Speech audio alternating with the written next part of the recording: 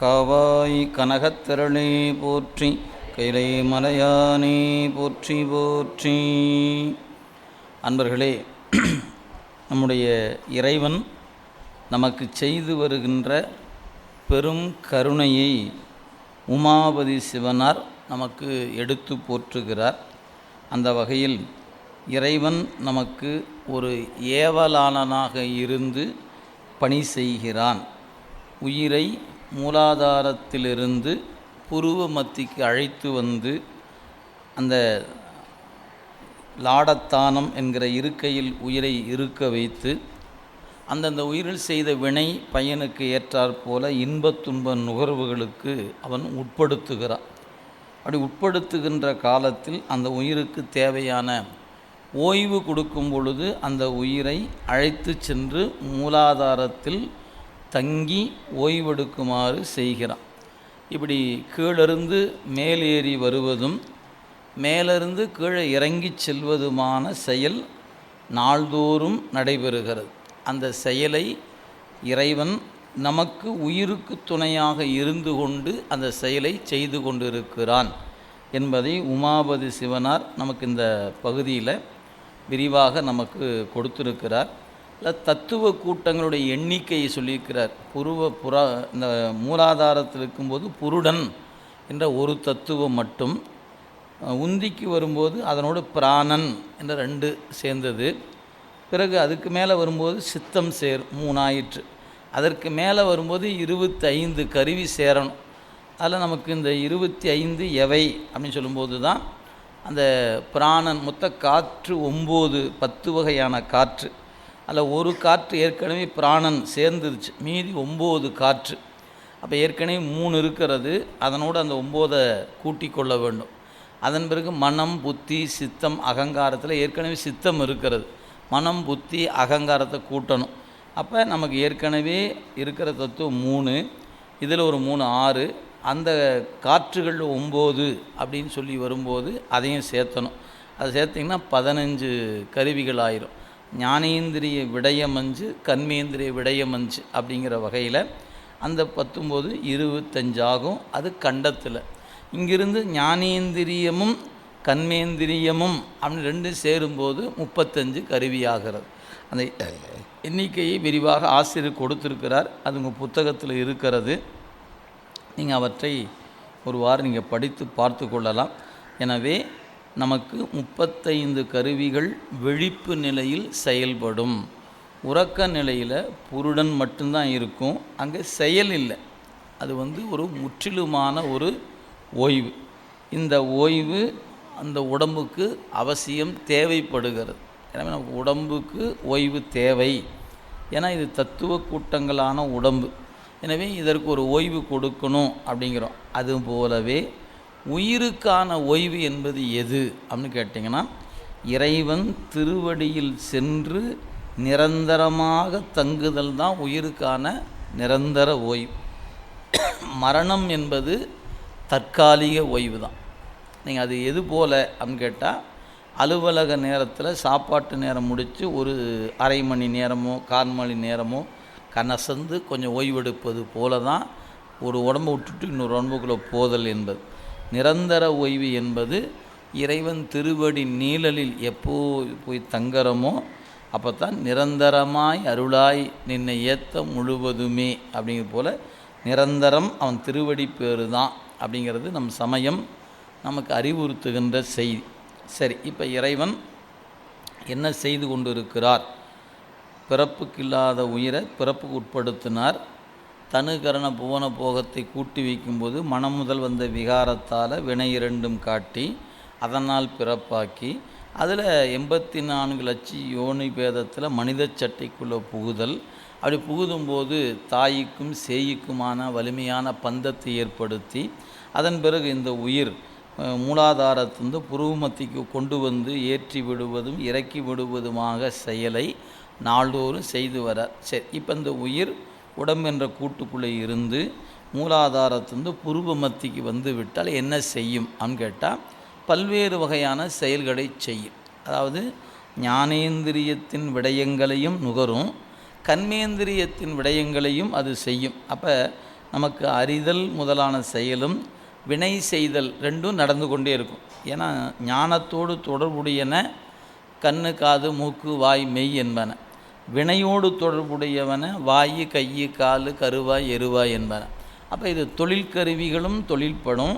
ஞானேந்திரியமாகிய அறிதற்கருவியும் தொழில்படுகிற நிலையில் என்ன நாம் செய்கிறோமோ அந்த செயல்கள் இறைவனால் கண்காணிக்கப்படுகிறது. கண்காணிக்கப்படுவது மட்டுமல்ல, பதிவேற்றம் செய்யப்படுகிறது என்பதான் அடுத்த செய்தி. இப்போ இறைவன் ஏவலாளனாக நிற்கிறான். ஆம் ஏவலாளனாக நிற்கிறான். அதோடு அவன் வேலை முடியல. அந்த உடம்பில் கொண்டு வந்து நம்மளை புருவு மத்தியில் உட்கார வச்சு ஆட்சி செய்யுமாறு செலுத்துகிற இறைவன் நாம் செய்கிற ஆட்சியை கண்காணிக்கின்றான் என்பது முக்கியமான கருத்து. நீங்கள் என்ன செய்தாலும் அவன் பதிவேற்றத்தில் அது பதிவேற்றம் செய்யப்படும் என்பதை மறந்துடக்கூடாது. நம்ம இது எது போலன்னு கேட்டிங்கன்னா, நம்ம ஒரு ஃபோன் வச்சுருக்குறோம், ஒரு சிம் கார்டு உள்ளே போட்டிருக்கிறோம். அதை வச்சுட்டு எங்கே போனாலும் அரசு நினைக்குமானால் உங்களை வாட்ச் பண்ண முடியும். இந்த சிம் கார்டு கடைசி எங்கே போயிருக்குது, இந்த ஏரியாவுக்கு போயிருக்கு சார், அங்கே போயிருக்கு, இங்கே சுவிட்ச் ஆஃப் பண்ணியிருக்கிறாரு, ஆன் பண்ணாமல் இருக்கிறாரு. ஆன் பண்ணால் அடுத்த வினாடி சைட்லேருந்து கண்டுபிடிச்சி சொல்லிடுவாங்க, சார் இந்த சிம் இப்போ இந்த இடத்துல இருக்குது சார்னு சொல்லிடுவாங்க. அப்போ அதை ஆஃப் பண்ணுற வரைக்கும் அதனுடைய அனைத்துமே ட்ராக் செய்யப்படுகிறது தான். நீங்கள் நம்மளெல்லாம் ட்ராக் பண்ணுறதுக்கு அவசியம் இல்லை, அதனால் ட்ராக் பண்ணாமல் இருக்கிறாங்க. ஒருவேளை நமக்கு தேவைன்னு ஒன்று அரசு கருதுமானால் நம்மளை நம்பரை கையில் கொடுத்துட்டா போதும். அவுட் கோயிங், இன்கம்மிங், யார் கூப்பிட்றா, என்ன ஏது எல்லாத்தையும் மொத்த டேட்டாவும் அரசு தன் கையில் வச்சுக்க முடியும். அது மாதிரி சிவபெருமானாகிய பேரரசு நம்முடைய உயிர் என்கிற இந்த பயணத்தை அவன் கண்காணித்து கொண்டே இருக்கிறான். செய்கிற செயலையெல்லாம் பதிவேற்றம் செய்து கொண்டு இருக்கிறான். பதிவேற்றம் செய்வதை எழுதியும் வைக்கிறான். அதான் கேமராவில் பதிவு பண்ணுறது மட்டும் இல்லை, அவன் நோட்டை போட்டு எழுதவும் செய்கிறான். டேட்டா பேஸில் அது ரெக்கார்டும் ஆகுது என்பதை அதை தான் அடுத்த வரியில் பாடலில் சொல்கிறார். பாருங்கள், உங்கள் புத்தகத்தில் 29வது பக்கம். வேட்கை மிகும் உண்டி பொருட்டால் ஒரு கால் அவியாது மண்டி எரியும் பெரும் தீ மாற்றுதற்கு திந்திரல் சேர் வல்லார்கள் வல்ல வகையால் தொழில் புரிதல் எல்லாம் உடனே ஒருங்கிசைந்து சொல் காலை முட்டாமல் செய்வினைக்கும் முற்செய்வினைக்கும் செலவு பட்டோலை தீட்டும்படி போற்றி சொன்னார். நாமெல்லாம் காலையில் எழுந்து அவங்கவுங்க வேலை அப்படின்னு ஒன்று போகிறோம். இந்த வேலை செய்வதும் பொருள் ஈட்டுவதும் எதற்காக அப்படின்னு கொஞ்சம் ஆராய்ச்சி பண்ணி பார்த்தீங்கன்னா, வயிற்று பசியை சரி பண்ணுவதற்காகத்தான். ஒரு வேளை இப்போ சுவாமி நமக்கு சாப்பிட வேண்டிய வேலையே இல்லை அப்படின்னு கொடுத்துட்டான்னு வச்சுங்களேன், யாராவது வேலைக்கு போகணுமா என்ன? எதுக்கு வேலைக்கு போகிறோம், எதுக்கு சம்பாதிக்கிறோம் அப்படின்னு கேட்டால், நம்ம உடம்பில் வலிமை இருக்குது, சம்பாதிக்கிறோம். அது பேங்கில் போட்டு வச்சோம்னா வயசான காலத்தில் யாருடைய உதவியும் வேண்டாம், நம்ம காசு எடுத்து சாப்பிட்டு நாம் இருந்துக்கலாம். காசு இருந்தாவது உதவிக்காக 2 பேர் வருவான் அப்படிங்கிறதுக்காக சம்பாதிக்கணும்னு தோணுது. பசி என்கிற ஒன்றே இறைவன் இல்லாமல் பண்ணிட்டான்னா இந்த உலகத்தில் எந்த விலங்காவது இன்னொரு விலங்கை சாப்பிட போதா என்ன? மனிதனுக்கு மட்டும் இல்லை, பசி என்ற ஒன்றே இல்லைன்னா எந்த உயிரும் இன்னொரு உயிரை கொல்லப்போவதில்லை. நம்மளுக்கும் வேலை செய்கிற வேண்டிய வேலையில் சம்பாதிக்கணும், தொழில் நடத்தணும், இதெல்லாம் ஒரு வேலையும் இல்லை. வந்தோமா இருந்துகிட்டே இருக்கலாம், தூங்கலாம் எந்திரிக்கலாம், தூங்கலாம் எந்திரிக்கலாம். கிச்சனே இல்லை, அப்புறம் சூப்பர் மார்க்கெட் இல்லை, உழவு தொழில் இல்லை, கறிக்கடை இல்லை, அந்த கடை இல்லை, இந்த எத்தனை பேர்த்துக்கு வேலை மிச்சம் பாருங்களேன். கடவுள், இது இத்தனை பேருக்கு வேலை மிச்சம் ஆகுதா? ஆமாம், ஒரு வேலையுமே இல்லை. என்ன எதுக்கு ஏன் வந்தோன்னார்? வந்தீங்க, இருந்தீங்க, பார்த்தீங்க, ஒன்றும் சாப்பிட்றக்கே வேலை இல்லைன்னா, நுகர்பொருளே இல்லாமல் போயிடுச்சுன்னா வேலையே இல்லை. அப்போ என்ன காரணம்னா, நாம் சம்பாதிப்பது அனைத்துமே பசிக்கு தான். இந்த வயிற்று பசியை பாதுகாக்க அதுக்கு ஏதாவது ஒன்று கொடுக்கணும், பட்டினியில் கிடந்து இறந்து விடக்கூடாது. அதனால் இதுக்கு ஏதோ ஒன்று சம்பாதிக்கணும், டெபாசிட் பண்ணி வைக்கணும், இப்படி நினச்சி ஓடுறோம்.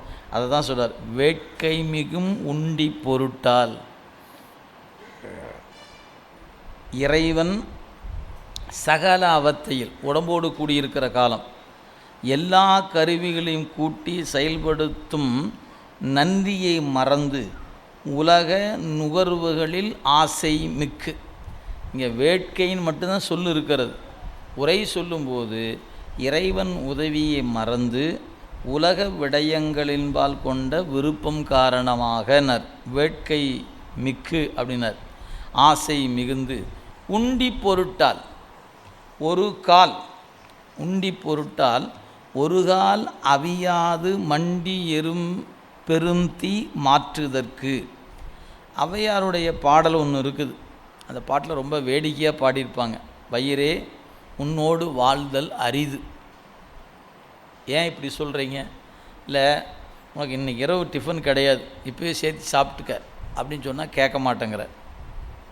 அப்போ ஒரு வேளை சேர்த்து சாப்பிட்னாலும் கேட்க மாட்டேங்கிற, அல்லது உனக்கு உணவு இல்லை அப்படின்னு சொன்னாலும், அப்போ உறவு குறைச்சிக்க சொன்னாலும் கேட்க மாட்டேங்கிற, சேர்த்து சாப்பிட்னாலும் கேட்க மாட்டேங்கிற. அந்தந்த நேரத்துக்கு தான் வேணுங்கிற நீ.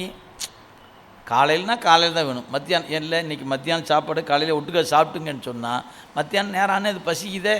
அது நீ சேர்த்து சாப்பிட சொன்னாலும் கேட்க மாட்டேங்கிற, உனக்கு உணவு இல்லைன்னாலும் கேட்க மாட்டேன். ஐயோ நான் எப்போ நேற்று சாப்பிட்டதுங்க, இன்னும் ஒன்றும் சாப்பிடாமல் இருக்கிறேன், வயிறு கபகபங்குது, சின்ன குடல் பெருங்குடல் சாப்பிடும் போல் இருக்குது, பசிக்குது. எத்தனை பாடுங்க. இன்றைக்கி அந்த பசி வரும்போது பத்தும் பறக்கும். இன்றைக்கி மிகப்பெரிய சிந்திச்சு பார்த்திங்கன்னா, பெரிய பெரிய குற்றங்களில் இன்றியமையாத ஒன்று பசியின் காரணமாக அப்படின்னு ஒரு குற்றம் இருக்கும். அப்போ பசி வெட்கம் அறியாது, மானம் அறியாது, எதையும் பார்க்காது, யார்கிட்டையோ கையேந்தி எனக்கு பசிக்குது ஏதாவது கொடுங்க அப்படின்னு கேட்கும். அப்படிங்கிற நிலைமை அந்த பசியினுடைய துன்பத்தில் நிற்கக்கூடிய கொடுமையான ஒன்று. அதாங்க சொன்னார், அந்த பெரும் தீ மாற்றுதற்கு. எனவே அவியாது உண்டி பொருட்டு அப்படிங்கிற வகையில் உண்ணும் உணவிற்காக ஒருபோதும் தனியாமல் மேல் ஓங்கி நிற்கும் பசியாகிய பெருந்தீயை மாற்றுதற்கு. உடம்போடு கூடி புருவமத்தில் இப்போ படு தூங்குகிறோம், பசியை பற்றி கவலையே இல்லை.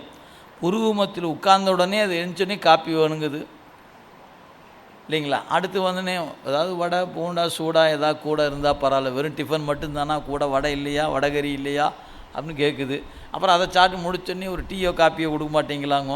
அப்புறம் 11 மணி ஆயிடுச்சே, மணி 11 என்ன ஏதாவது கொடுப்பீங்கன்னு பார்க்குறேன், 11 ஆச்சு, காப்பி டீ ஏதாவது உண்டா அப்படிங்கிறது திருப்பி ஒன்றை போட்டு அப்புறம் 1 மணி வரை கொஞ்சம் அப்படியே மேனேஜ்மெண்ட் பண்ணி கொண்டு போனால் அப்புறம் மறுபடியும் சாப்பாட்டை போடணும். திருப்பி 4லேருந்து 5க்குள்ளே ஏதாவது வடை போண்டாவோட டீ கொடுத்தா ஆகுமா, அதை விட்டு போட்டு அப்புறம் திருப்பி 7 மணி ஆயிடுச்சுனாவே அலாரம் அடிக்க ஆரம்பிச்சிச்சு. என்ன இருக்குதுன்னு தேடுது. இப்படி எந்திரிச்சா உண்டு உறங்குவதன்றி ஒரு பயனும் அறியேன். பெரியவங்க சொல்கிற மாதிரி உண்டு உடுத்து இங்கு இருப்பதானேன் போரேரே. மணிவாசன் சொல்கிறார், நான் என்ன பண்ணிகிட்டு இருக்கிறேன், இருகை யானை ஒத்திருந்து என் உள்ள கருவையான் கண்டிலேன். ஒரு கை உடைய யானைக்கு அந்த ஒரு கை தான் உணவுக்கு இன்றியமையாது. எனக்கு 2 கை கொடுத்துருக்கிற, நானும் சாப்பிட்றதுக்கு தான் கையை பயன்படுத்திட்டு இருக்கிறேன்றார். இருகை யானையை ஒத்திருந்து என் உள்ள கருத்தினை இழந்தேன். உன்னை ஏற்றுதலை வணங்குதலை உணராமல் இந்த கை எது கொடுத்துருக்கிற, சாப்பிடத்தான் அப்படி நான் நினைக்கிறேன். ஆனால் அம்மா நினச்சாங்க, கரம் தரும் பயன் இது என்று. கம்பை நதிக்கரையில் உமையம்மை என்ன பண்ணாங்க, இறைவனை பூசிப்பதற்காகத்தான் கரம் கொடுத்துருக்கிறார் என்று கருதி வழிபாடு பண்ணினாங்க. அப்போ அந்த கருவியை உயர்ந்த செயலுக்கும் பயன்படுத்தலாம், அல்லது சாதாரண செயலுக்கும் பயன்படுத்தலாம். அந்த வகையில் பசி என்பது பெரும் தீ, அந்த பசியை மாற்றுதற் பொருட்டு. அதனால தான் மணிமேகலை அப்படிங்கிற நூல் சொல்லும்போது, இந்த உலகத்தில் பசியை யார் நீக்கிறாங்களோ அவங்க தெய்வம் போன்றவர்கள்னு.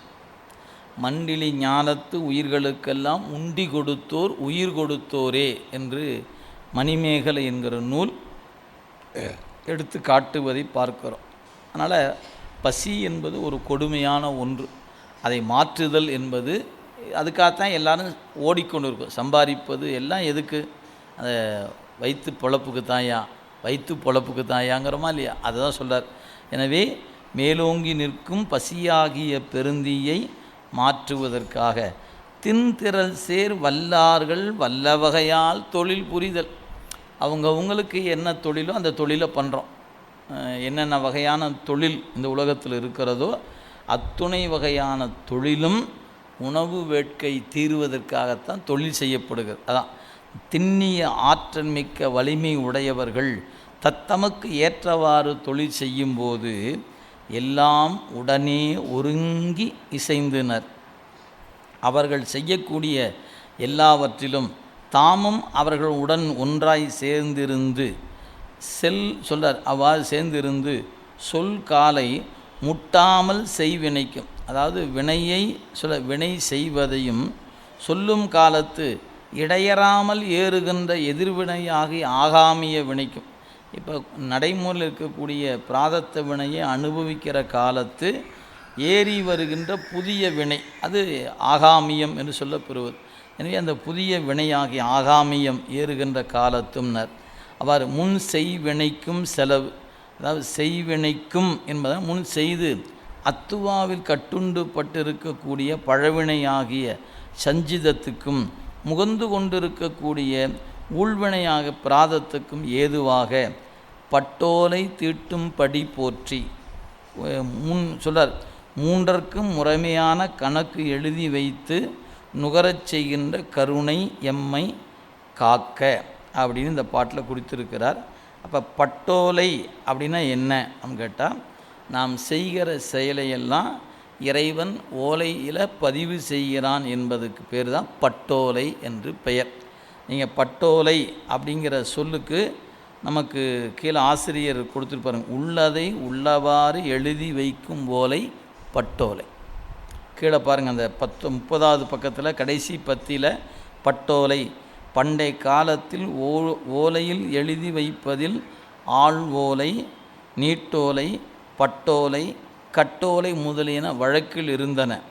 பட்டதை, அதாவது உள்ளத்தில் உள்ளதை உள்ளவாறு எழுதி வைக்கும் ஓலைக்கு பட்டோலை என்று பெயர். இப்போ நம்ம என்ன செயல் செய்தோமோ அந்த செயலுக்கு ஏற்றாற்போல் அதை தவறாமல் பதிவு செய்வதற்கு பட்டோலை என்று பெயர். அப்போ இறைவன் என்ன பண்ணுகிறான்? இந்த உடம்பு என்ற ஒரு பொருளை அவன்தான் மாயையிலிருந்து உற்பத்தி பண்ணுறான். மலத்துக்குள் கிடந்த நம்ம கண்ணோக்கம் செலுத்தி 4 வகை சட்டை கொடுத்து 5வது சட்டையை கொடுத்து நம்மளை கொண்டாந்து மூலாதாரத்திலிருந்து புருவமத்தில் உட்கார வச்சு உலகத்தை பார், அனுபவி அப்படின்னு நம்மளை அனுபவிக்க விடுறான். அப்படி அனுபவிக்கும்போது நாம் என்ன பண்ணுறோமோ அதெல்லாம் எழுதி வைக்கிறான். அவன்தான் கொடுத்தான், அவன்தான் உலகத்தை கொடுத்துருக்கிறான், அவன்தான் அனுபவிக்க சொல்கிறான். ஆனால் அந்த அனுபவத்தை நீங்கள் செய்கிற அனைத்தையும் பதிவில் பதிவு பண்ணி வைக்கிறான். எதுக்கு? அடுத்த பிறவி கொடுப்பதற்கு இந்த வினை வச்சு தான் கொடுப்பான். அதனால் அதை குறித்து வைக்கிறான். இதை அவன் என்ன பண்ணுறான்? சலியாது செய்கிறான். உயிர்கிட்ட வேறுபாடு இல்லாமல் பாரபட்சம் பார்க்காம எல்லா உயிருக்கும் செய்கிறான்.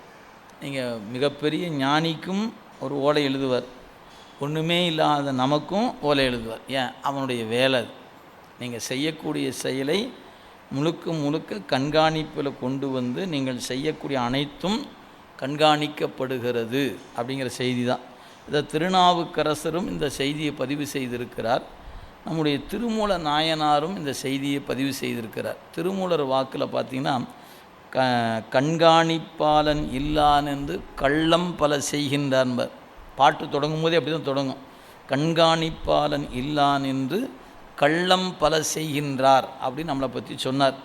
அது திருநாவுக்கரசர் சொல்லும்போது, தொழுது தூமலர் தூவி துதித்து நின்று அழுது காமுற்று அரற்றுகின்றாரையும் பொழுது போக்கி புறக்கணிப்பாரையும் எழுதும் கீழ்கணக்கு இன்னம்பர் ஈசனேனர்.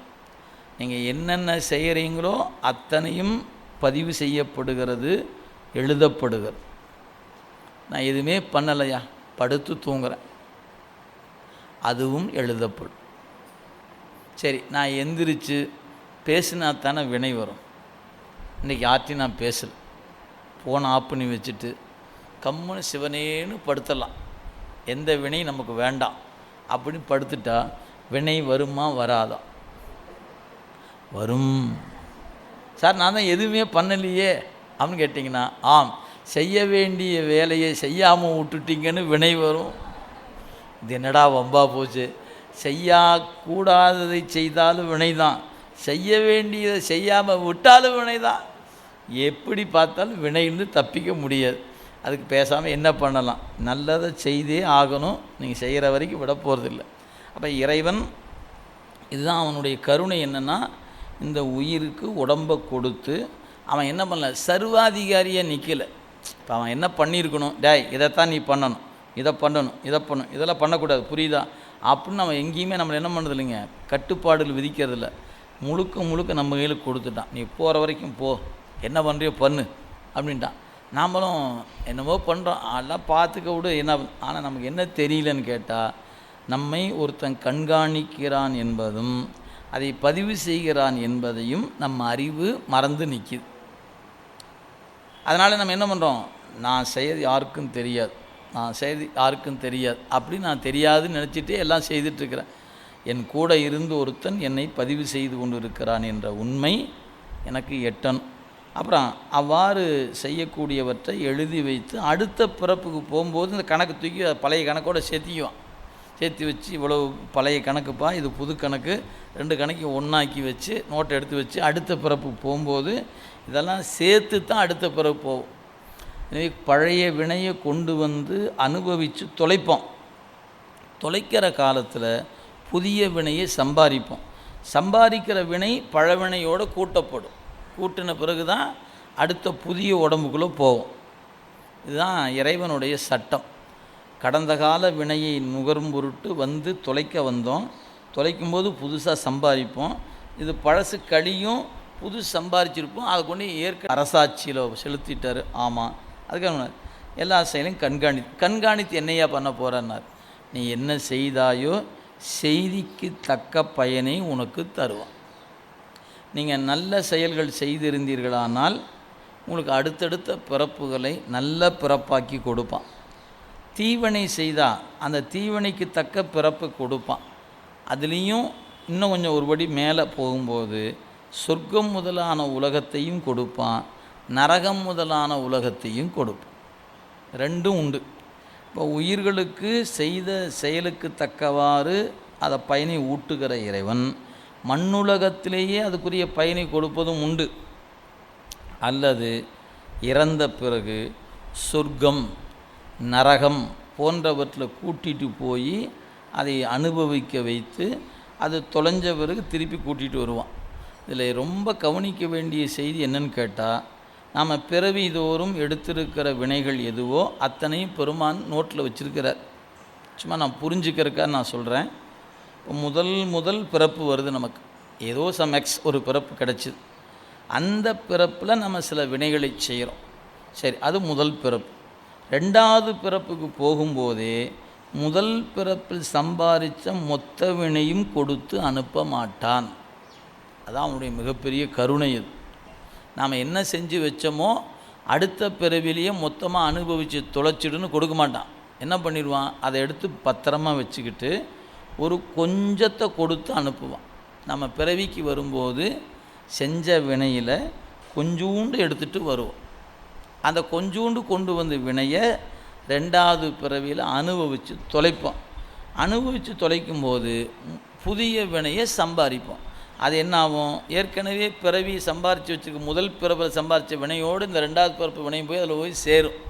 இப்போ முதல் பிறப்பின் வினை 2வது பிறப்பின் வினை என்று 2 சேர்ந்து நிற்கும். 3வது பிறப்புக்கு போகும்போது அந்த மொத்த வினையிலிருந்து தான் நன்மை தீமை எடுத்து கூட்டுவான். அதில் அந்த வினை முடியும் போது 4வது பிறப்புக்கு கொண்டு போய் சேர்த்தும்போது 3 பிறவியில் செஞ்சு வச்சுக்க வினையும் சேர்த்து வச்சு தான் 4வது பிறப்பு கொடுப்பான்.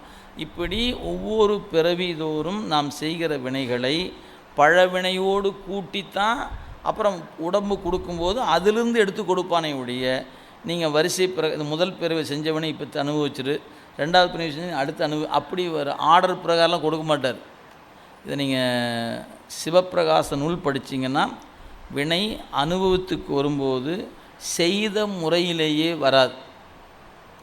முன் செய்தது பின் வருவதும் உண்டு, பின் செய்வது முன் வருவதும் உண்டு. இது அடிப்படை. எனவே நீங்கள் வினை என்பது அது வரிசை கிரமத்தில் தான் வரும் அப்படின்னு நினைக்காதீங்க. அப்படிலாம் வராது, செய்த முறையில் வராது. எப்போவோ செய்தது இப்போ வரும், இன்றைக்கி செய்து இன்றைக்கே வரும், அப்படியும் சில வினைகள் இருக்குது. அந்த வினை இதெல்லாம் நம்ம எவ்வளோ படித்தாலும் இப்போ வந்த அனுபவம் நம்ம அறிவுக்கு இப்போ செய்ததால் வந்ததா இல்லை கடந்த காலத்து வந்ததாங்கிறத கண்டுபிடிக்கிறது ரொம்ப கடினம்னு. நம்ம அறிவுக்கு அது கடினமான ஒன்று. ஆனால் செய்தது வரும், செய்யாதது ஒருபோதும் வாராது. இப்போ நம்ம நினச்சி பார்த்தா ஒரு கோடி பிறப்பு நம்ம எடுத்திருப்போம் அப்படின்னு சொன்னால் நம்ம கணக்கில் இருக்கிற மொத்த வினை ஒன்று இருக்கும், டன் கணக்கில் இருக்கும். அதில் வந்து சாமி இப்போ என்ன பண்ணியிருப்பார், கிராம் கணக்கில் எடுத்து தாப்பா இதை அனுபவி தொலைச்சிட்டு வான்னு அனுப்பிச்சிருக்கிறார்.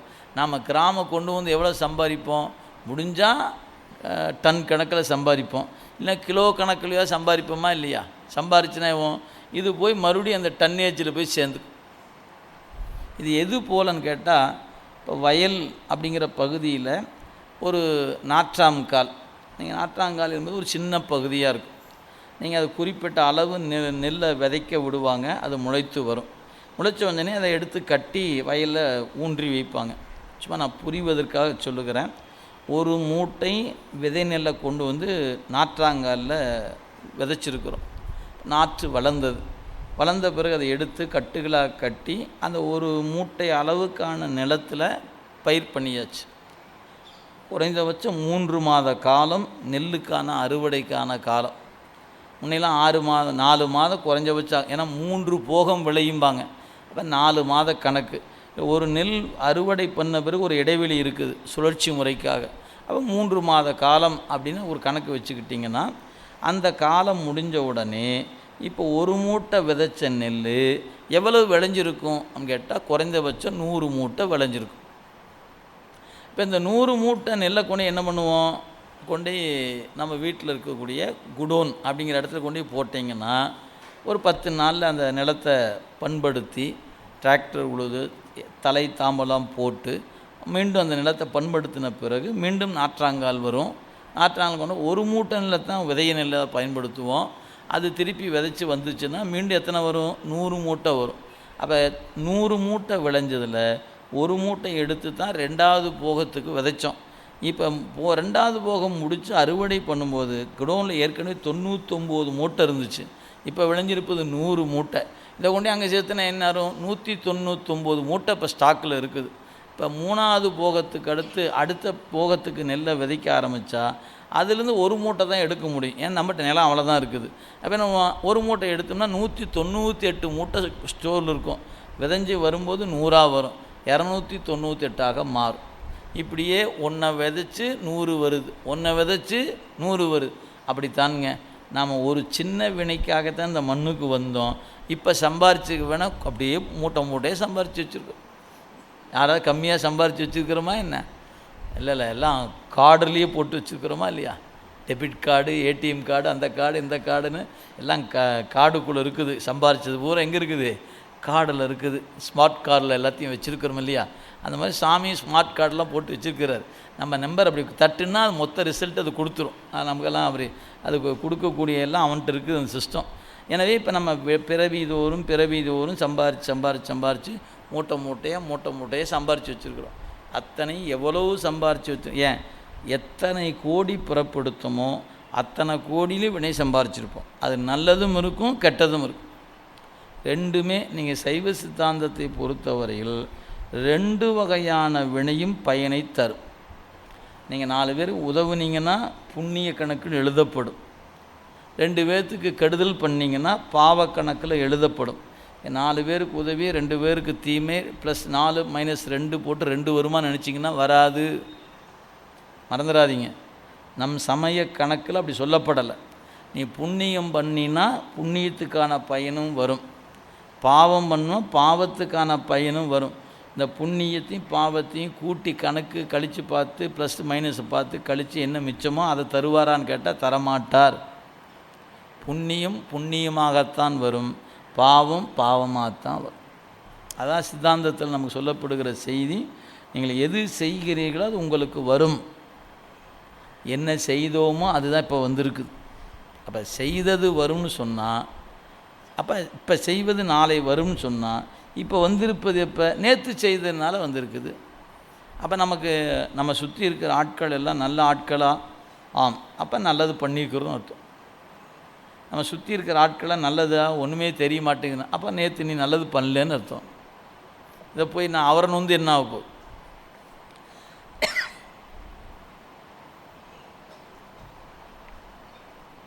அதனால் இறைவன் பட்டோலை போட்டு பதிவு செய்கிறான். செய்த பிறகு என்ன பண்ணுவான்னாரு, ரொம்ப அழகான குறிப்பு சொல்ல போகிறாரு நீ அடுத்து வர பகுதி. இப்போ இந்த உயிர் உடம்பு விட்டு பிரிஞ்சிருச்சு, என்னையா பண்ணுவான்னார். புண்ணியத்தின் பயனை அனுபவிக்க விட்டுருவாரான். கூட்டிகிட்டு போய் தாங்க தேவ உலகம், தாங்க இந்திர உலகம், தான் அந்த உலகம், ஆஹா ஆஹா அப்படின்னு போய் இருந்து ஆடல் பாடல்லாம் உண்டு, காட்சியெல்லாம் கண்டு மகிழ்ந்து அப்படியே ஆனந்தத்தில் நிற்கும்போது அந்த புண்ணியம் தீருகிற நாள் ஒன்று இருக்கும் இல்லையா, அது முடிஞ்சோடனே அங்கேருந்து ஆள் வந்து நிற்பாங்க. யார் யாவுங்கன்னாரு. இது புதுசாக இருக்குது, வேறு ஒன்றும் இல்லை, நீங்கள் புண்ணிய பயன் தீர்ந்துருச்சு, இப்போ எங்கள் தலைவர் உங்களை கூப்பிட்டு வர சொல்லியிருக்க.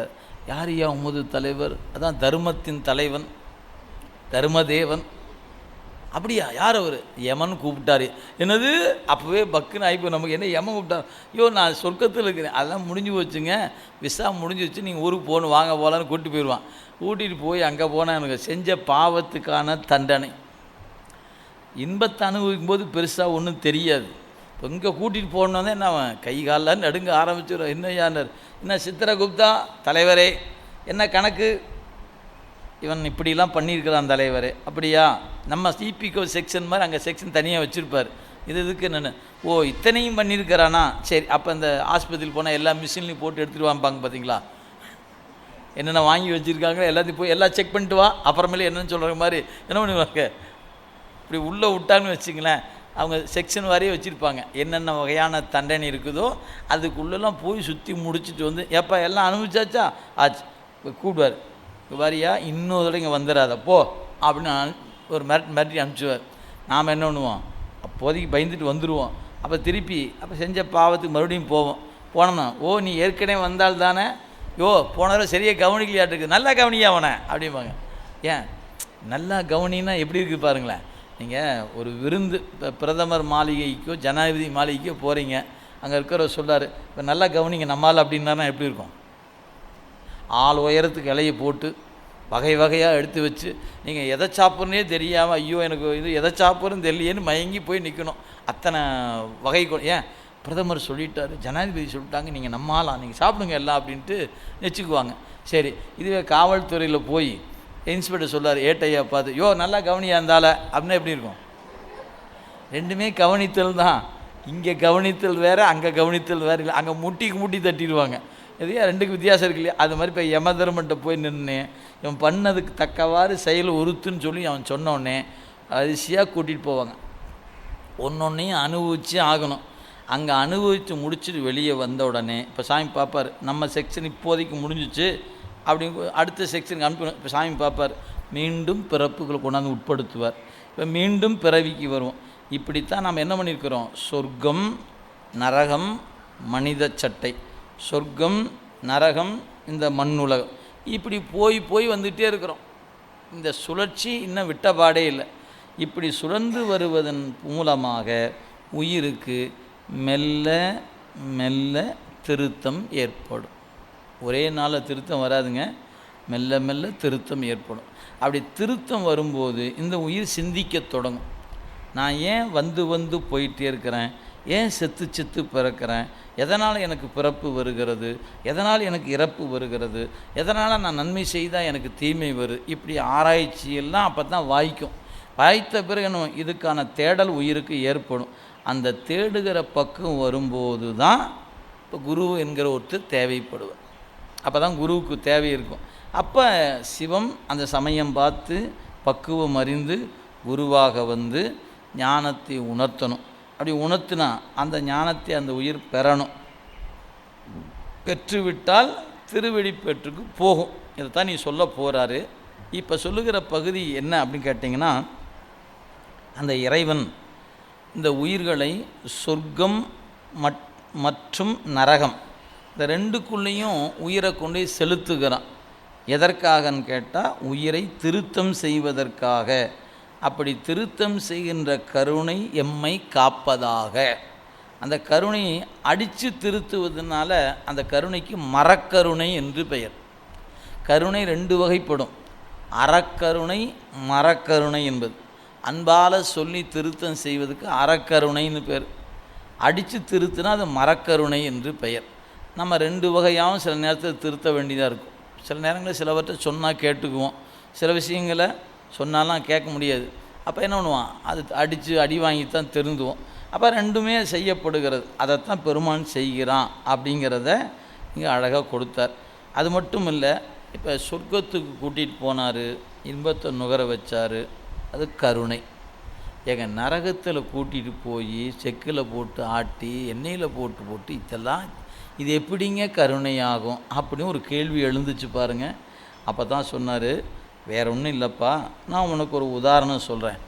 இது சில நோய்கள் உடம்புக்கு வரும்போது மருத்துவர்கள் என்ன பண்ணுவாங்கன்னா, நல்லா பழுக்க காய்ச்சிய இரும்பை வச்சு சூடு போடுவாங்க. அது எதுக்குன்னா அந்த நோய் மறுபடியும் வாராமல் இருப்பதற்கு. சில நேரங்களில் கிழித்து அந்த உள்ளுக்குள்ளே கட்டி முதலானவற்றை எடுத்து அப்புறப்படுத்தி தைச்சி விடுவாங்க. இப்போ அந்த எதுக்கு, அந்த உயிர் நலம் பெறுவதற்காக. ஆனால் அந்த உடல் தோற்றத்தில் அழகாக இருந்த உடல் கொஞ்சம் அழகு மாறி போயிருக்கும். இவ்வளோ தான் நடந்திருக்கும். இப்போ இந்த செயலை செய்த மருத்துவரை பெற்றோர்கள் பாராட்டுவார்களா அல்லது திட்டுவாங்களா அப்படின்னு கேட்டால் பாராட்டு தான் செய்வாங்க. ஐயோ டாக்டர், என் குழந்தையை காப்பாற்றி கொடுத்துட்டீங்க டாக்டர் அப்படின்னு மகிழ்ச்சி அடைவாங்க. அது மட்டும் இல்லை, அவருக்கான ஃபீஸையும் கொடுப்பாங்க. நீங்கள் மகராசனாக இருக்கணும், இன்னும் பல்லாண்டு காலம் வாழணும் அப்படின்னு வாழ்த்துறாங்களா இல்லையா? அப்போ இந்த டாக்டர் என்ன பண்ணியிருக்கிறாரு, அவனை கிழிச்சிருக்கிறாரு, அவனுங்களை கட்டி எடுத்துக்கிறாரு, தச்சிருக்கிறாரு, எத்தனை பாடுபடுத்தியிருக்கிறாரு. இவருக்கு போய் காசு கொடுக்குறீங்க, வாழ்த்துறீங்க. ஆமாயா, இத்தனையும் பண்ணு உசுரை காப்பாற்றத்தானே பண்ணார். அப்போ எப்படி ஒரு மருத்துவன் கிழிப்பதும் தைப்பதும் கருணை ஆகிறதோ, அதுபோல் உயிரை நரகம் முதலானவற்றில் கொண்டு போய் செலுத்துவதும் கருணை தான். எனவே அந்த கருணைக்கு வணக்கம்ட்டார். அதான் இங்கே சொல்லப்படுற செய்தி. இப்போ நம்ம மொத்த பகுதியும் படிக்கிறேன், அப்படியே பாருங்கள். 33வது பக்கம், இது 9வது போற்றி. நட்டோங்கும் இந்நிலைமை மானுடர்க்கே அன்றி, நட்டு ஓங்கும் இந்நிலைமை மானுடர்க்கே அன்றி, எண்ணிலா மண்ணுயிர்க்கும் இந்த வழக்கேயாய், முன்னுடைய நாள் வரையில் உடல் பிரிந்து நல்வினைக்கண் வாழ்நாளின் மாலாய் அயனாகி நீள் நாகர் வான் நாடர் கோ முதலா வந்த பெரும்பதத்து நானா விதத்தால் நலம் பெருநாள். நீள்நாகர் வானாடர் கோ முதலாய் வந்த பெரும்பதத்து நானா விதத்தால் நலம் பெரும் நாள் தான் மால. இந்த நலம் பெருநாள் அது வரைக்கும் சொர்க்கம் முதலான இன்பம், இனி வருவது நரகம் முதலான துன்பம் எப்படின்னு பாடுறார்.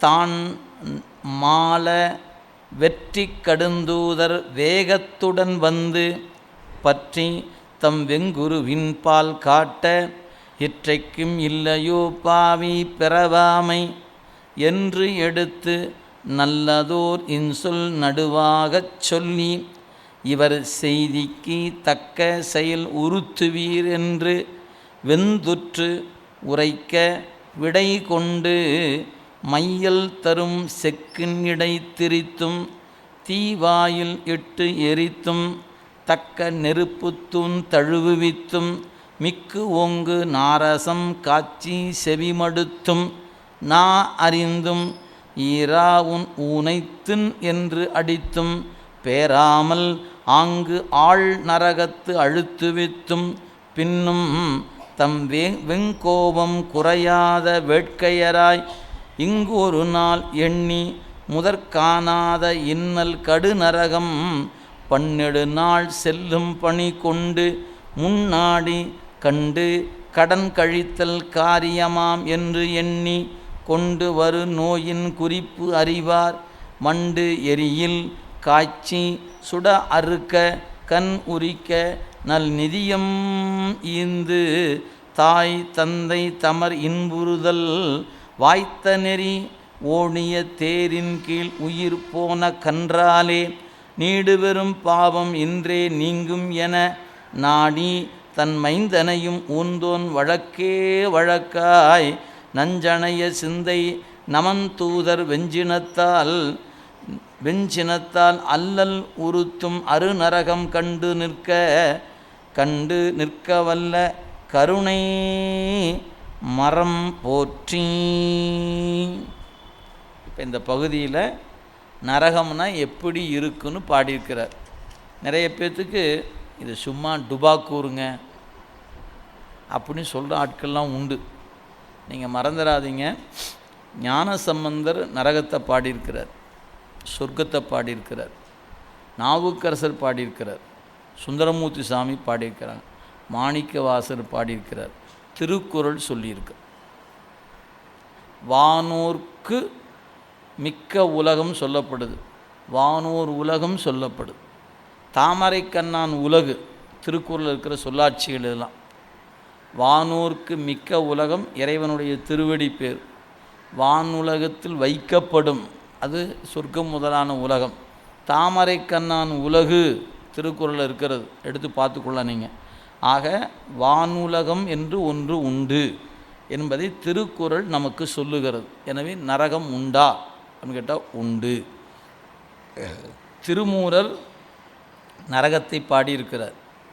நீங்கள் கொல்லாமை எடுத்து படித்தீங்கன்னா நீங்கள் புலால் உணவை தின்பவனை நரகத்தில் போட்டு துன்பப்படுத்துவான் யமன் என்று திருமூலர் பதிவு செய்கிறார். எனவே திருமூலர் வாக்கிலும் நரகம் சொல்லப்படுது. ஞானசம்பந்தரும் நாவுக்கரசரும் சுந்தரரும் மாணிக்கவாசகரும் அறுதியிட்டு சொல்வதனால நமக்கு சந்தேகம் இருக்கக்கூடாது. ஏங்க அவங்க சொல்கிறாங்க நரகமே இல்லைங்கிறாங்க அப்படின்னு. அது அவங்களுக்கு. நூல் நமக்கு பிரமாணம், நமக்கு நம் பெருமக்கள் பாடல் தான் நமக்கான பிரமாணம். நம்முடைய நூலே பிரமாணம் என்பதனால நம்முடைய நூலில் நரகம் சொல்லப்பட்டிருக்கிறது, சொர்க்கம் சொல்லப்பட்டிருக்கிறது என்பதை மறந்துடாதீங்க. எனவே நமக்கு நம் சமய கோட்பாட்டின் வண்ணம் இது சத்தியம் அப்படிங்கிறத நினைவில் வைத்துக்கொள்ளும். நரகமேல் புக நாடினர் ஆயின் என்பது ஞானசம்பந்தர் வாக்கு இல்லைங்களா? அதுபோல் நாமார்க்கும் குடியெல்லும் நமனையஞ்சோம் நரகத்தில் இடர்படோம் அப்பர் சாமி. மடித்தாடும் அடிமைக்கண் அன்றியே மனநெனி வாழும் நாளும் தடுத்தாட்டி தருமனா தம செக்கில் இடும்போது தடுத்தாட்கொள்வான்னர். செக்கில் இடும்போது தடுத்தாட்கொள்வான்னு சுந்தரமூர்த்திசாமியுடைய வாக்கு. நரகுடு நானிலம் புகாமல் பரகதி பாண்டியர் கருளினை போற்றி நரகம் புகினும் எள்ளேன் திருவாசகம். சதகத்தில் நரகம் புகுந்தாலும் உன்னை எழமாட்டேன்னார். ஆக அங்கேயும் குறித்திருக்கிறாரு, அகவல்லையும் பதிவு செய்திருக்கிறார். எனவே நம்முடைய திருமுறைகள் நரகத்தை ஏற்றுக்கொண்டிருக்கின்றன அப்படிங்கிறத 11ஆம் திருமுறையில் பாட்டுண்டு. சேக்கிழார் பெருமானும் நரகத்தை பதிவு செய்திருக்கிறார். எனவே 12 திருமுறைக்குரிய நூல்களில் நரகம் சொல்லப்பட்டிருக்கிறது, சொர்க்கம் சொல்லப்பட்டிருக்கிறது என்பதனால் நமக்கு அது உடன்பாடான ஒன்று என்பதை மறந்துடக்கூடாது. அதில் என்னென்ன வகையான இடர்பாடுகள், இன்பத்தை விரித்து ஆசிரியர் பாடலை, ஆனால் துன்பத்தை விரித்து பாடியிருக்கிறார். ஏன் இன்பத்தை போய் அனுபவித்து தெரிஞ்சுக்கு போன்ட்டார். அப்போ துன்பத்தையும் விட்டுருக்கலாமே, அங்கே போயிடாதரா அப்படிங்கிறக்கா பாடியிருக்கார். ரெண்டுக்கு வித்தியாசம். இதை பாடினவர் அதையும் கொஞ்சம் பாடியிருந்தால் நல்லாயிருக்கும் இல்லையா?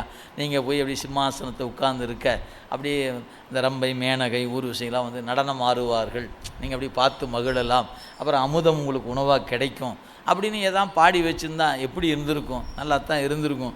ஆனால் அதை நீ போய் பார்த்து தெரிஞ்சுக்க. ஆனால் இங்கே ஒரு பக்கம் போயிடாத, தயவு செய்து இந்த பக்கம் அது எப்படி இருக்குன்னு தெரியுமா அப்படின்னு அதை மட்டும் விரித்து பாடிட்டார். இது விரித்து பாடியது அந்த பக்கம் போயிடக்கூடாதுங்கிறதுக்காக, வேற ஒன்றும் இல்லை. இப்போ அந்த உரைப்பகுதி மட்டும் பாருங்கள், அதில் என்ன கருணை சொல்லப்படுதுங்கிறத அப்படியே பாருங்கள். நட்டோங்கும் இந்நிலைமை மானுடர்க்கே அன்றி. இந்த ஓலை எழுதுறாருன்னு சொன்னீங்கல்ல, நமக்கு மட்டும்தானே? இல்லை எல்லா உயிருக்கும். அதனே எல்லா உயிருக்குமா? ஆம். சும்மா புரிவதற்காக நான் சொல்கிறேன். இப்போ இந்த பகுதி விநாயகர் கோயில், கமல விநாயகர் இந்த கோயில் இங்கே சுவாமி இருக்கிறார். ஒரு பூச்செடி இருக்கிறது, அங்கே பூ பறித்து அந்த சாமிக்கு வச்சிங்கன்னா அந்த புண்ணியம் அந்த மரத்துக்கும் உண்டு. அது கோயிலில் வளாகத்தில் இருக்கிறதுக்கும் அது ஒரு புண்ணியம் பண்ணியிருந்தா தான் வளாகத்தில் வந்து பிறக்கும். அப்படி பிறந்த அந்த மலரை யாரோ ஒருத்தர் வந்து பறித்து வச்சா தானே சாமிக்கு போகும். அது சில இடங்களில் பார்த்தீங்கன்னா தெரியும், கோயில் இருக்கும், மரம் இருக்கும், பூ இருக்கும், ஒருத்தனும் பறித்து வைக்கிறதுக்கு ஆள் இருக்க மாட்டான். அப்போ என்ன அர்த்தம்? அந்த மரம் அந்த புண்ணிய மண்ணில் பிறக்கிற பேர் பெற்றுருச்சு, ஆனால் அதில் மலர் சாமிக்கு போகிற அளவுக்கு இன்னும் புண்ணியம் பண்ணலை. அது பூத்து பூத்து அந்த மரம் செடி அந்த மரத்துக்குள்ளேயே கீழே விழும். சில நேரங்கள் பார்த்திங்கன்னா குப்பையில் செடி இருக்கும், அங்கே யாரோ போகிற ரெண்டு பூ போய் சாமிக்கு வைப்பாங்க. கொண்டாந்து குப்பையில் வளர்ந்த செடி சாமிக்கு பூவாக வந்து மாலையாக வந்து சேரும். நந்தவனத்திலே இருக்கிற பூச்செடியில் பூ சாமிக்கு வராமல் போகிறது உண்டு. இதெல்லாம் நீங்கள் அணுகி பார்த்தீங்கன்னா தெரியும். இது என்ன கணக்குன்னே நமக்கு கண்டுபிடிக்க முடியல. அதே மாதிரி தாங்க நாமே நம்ம நினச்சிக்கணும். என்னென்னு, எவ்வளோ பேர் நந்தவனத்தில் இருக்கிற மரம் மாதிரி இருக்கிறாங்க, அந்த பூவெல்லாம் சாமி ஏற்றுக்கலை, நாமெல்லாம் குப்பையில் இருக்க மாதிரி இருக்கிறோம், நம்மளெல்லாம் சாமி ஏற்றுக்கொண்டான்னு நினச்சிங்கன்னா இறைவன் மீது அன்பு கிடைக்கும். நம்மையும் சாமி எடுத்துக்கிட்டாரு, எங்கேயோ இருக்கிற என்னையும் இறைவன் தனக்கு அன்பனாக ஏற்றுக்கொண்டான் என்ற எண்ணம் வந்துச்சுன்னா உருக்கம் வரும். இல்லைன்னா இருமாப்பு வந்துடும். அந்த இருமாப்பு நம்மளை இறைவனை நோக்கி போக விடாமல் தடுத்துரும். நான் தகுதியுடையவன் அப்படின்னு நினச்சிங்கன்னா சாமி நெருங்கி போவது தடையாயிடும். எனவே தகுதியில்லாத எனக்கும் அருள் செய்கிறான், தகுதியில்லாத எனக்கும் அருள் செய்கிறான்ற எண்ணம் நமக்கு திரும்ப திரும்ப வந்துக்கிட்டே இருக்கணும். அப்போ தான் ஒடுங்கி நிற்க முடியும், அடங்கி நிற்க முடியும். இல்லைன்னா நம்மளால் அப்படி நிற்க முடியாது. எனவே இதெல்லாம் நமக்கு ஆழ்ந்து பார்த்திங்கன்னா வியந்து போய் நிடுவோம். அந்த அடிப்படையில் தான் எந்த ஒன்றுக்குமே அது பயன்பட்டால் தான் பயன். அது வச்சவருக்கு உண்டு, செடிக்கும் உண்டு. ஒரு மலர் பறித்து நீங்கள் சுவாமிக்கு மாலை கட்டி போட்டிங்கன்னா செடி வச்சவர், தண்ணி ஊற்றுனவர், பாதுகாத்தவர், அதை விலைக்கு விற்றவர், அதை வாங்கினவர், கட்டி போகிற உங்கள் வரைக்கும் எல்லாத்துக்கும் புண்ணியம் உண்டு. ஒருத்தர் செய்கிற செயலில் அது கூட சம்மந்தப்பட்ட அத்தனை பேருக்கு பயன் உண்டு, மறந்துடக்கூடாது. அதனால் நமக்கு இறை வழிபாடு என்பது எவ்வளோ வலிமையான ஒன்று அப்படின்னு பார்க்குறோம். அப்போ இதையெல்லாம் எல்லா உயிருக்கும் இது பொருந்தும்னர். பட்டோலை தீட்டுகின்ற செயல் மனித சட்டைக்கு மட்டுமல்ல, எல்லா உயிருக்கும் உண்டு. அதனால தான் பின்னாடி கவிஞர்கள் பாடினாங்க. முருகன் மீது பாடுகிற பாட்டில் ஒரு கவிஞர் பின்னாடி பண்ணார், மண்ணானாலும் நான் திருச்செந்தூரில் மண்ணாவேன், ஒரு மரமானாலும் பழமுதிர்ச்சோலையில் மரமாவேன், கல்லானாலும் நான் இங்கே தான் கல்லாவேன். இப்படி ஒரு பாட்டு பாடியிருக்கிறாங்களா இல்லையா?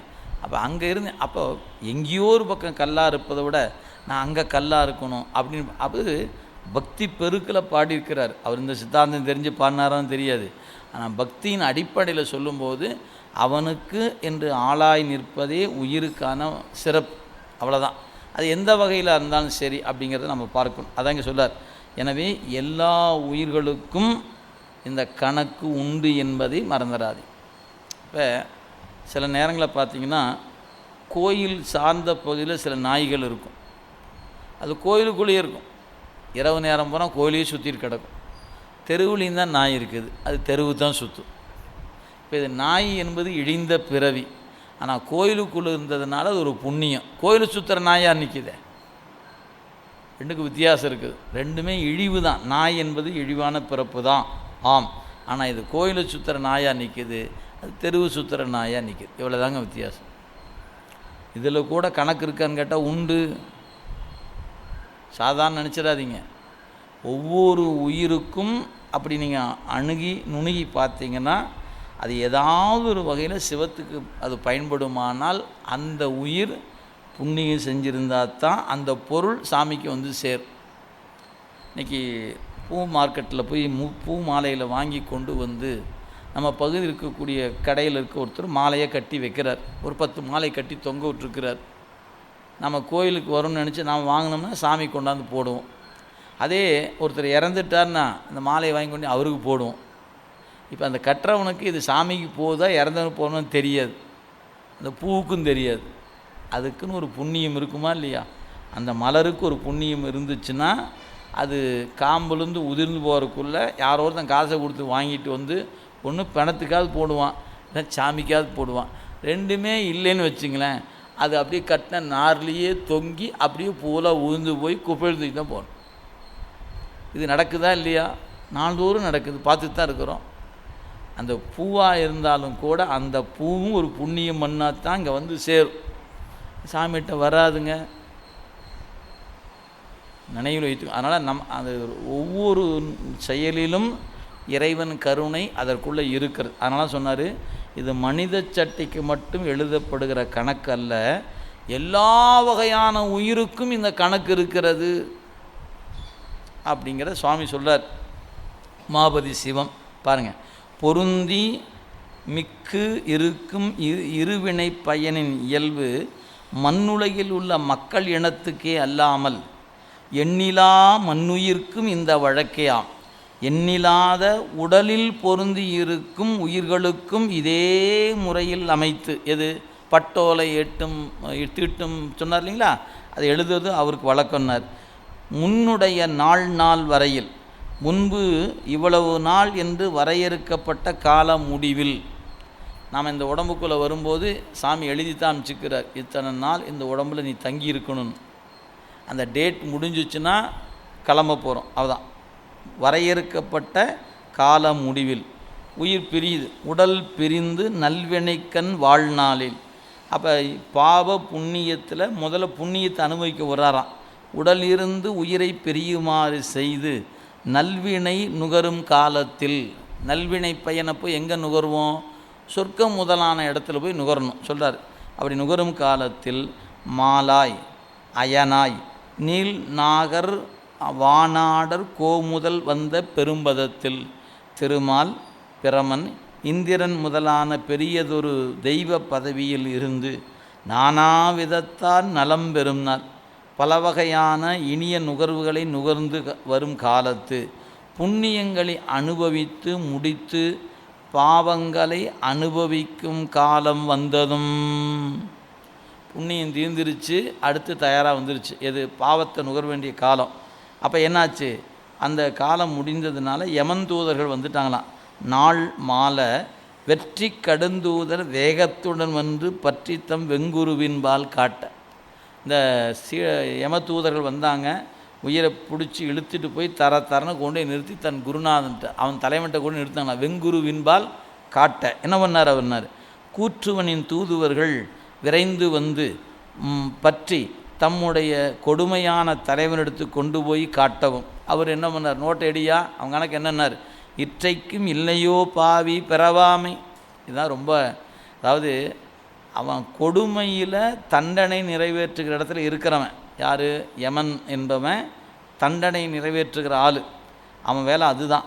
ஆனாலும் அவனை பார்த்து சொல்கிறாரு, ஏண்டா இப்படி செத்து செத்து பிறந்து ஏண்டா இப்படி கிடக்கிறீங்க, திருந்தவே மாட்டியா நீ அப்படின்னு யமன் சொல்லுகிறானா. இற்றைக்கு இல்லையோ பிறவாமை, அந்த வாசகம் பாருங்கள்.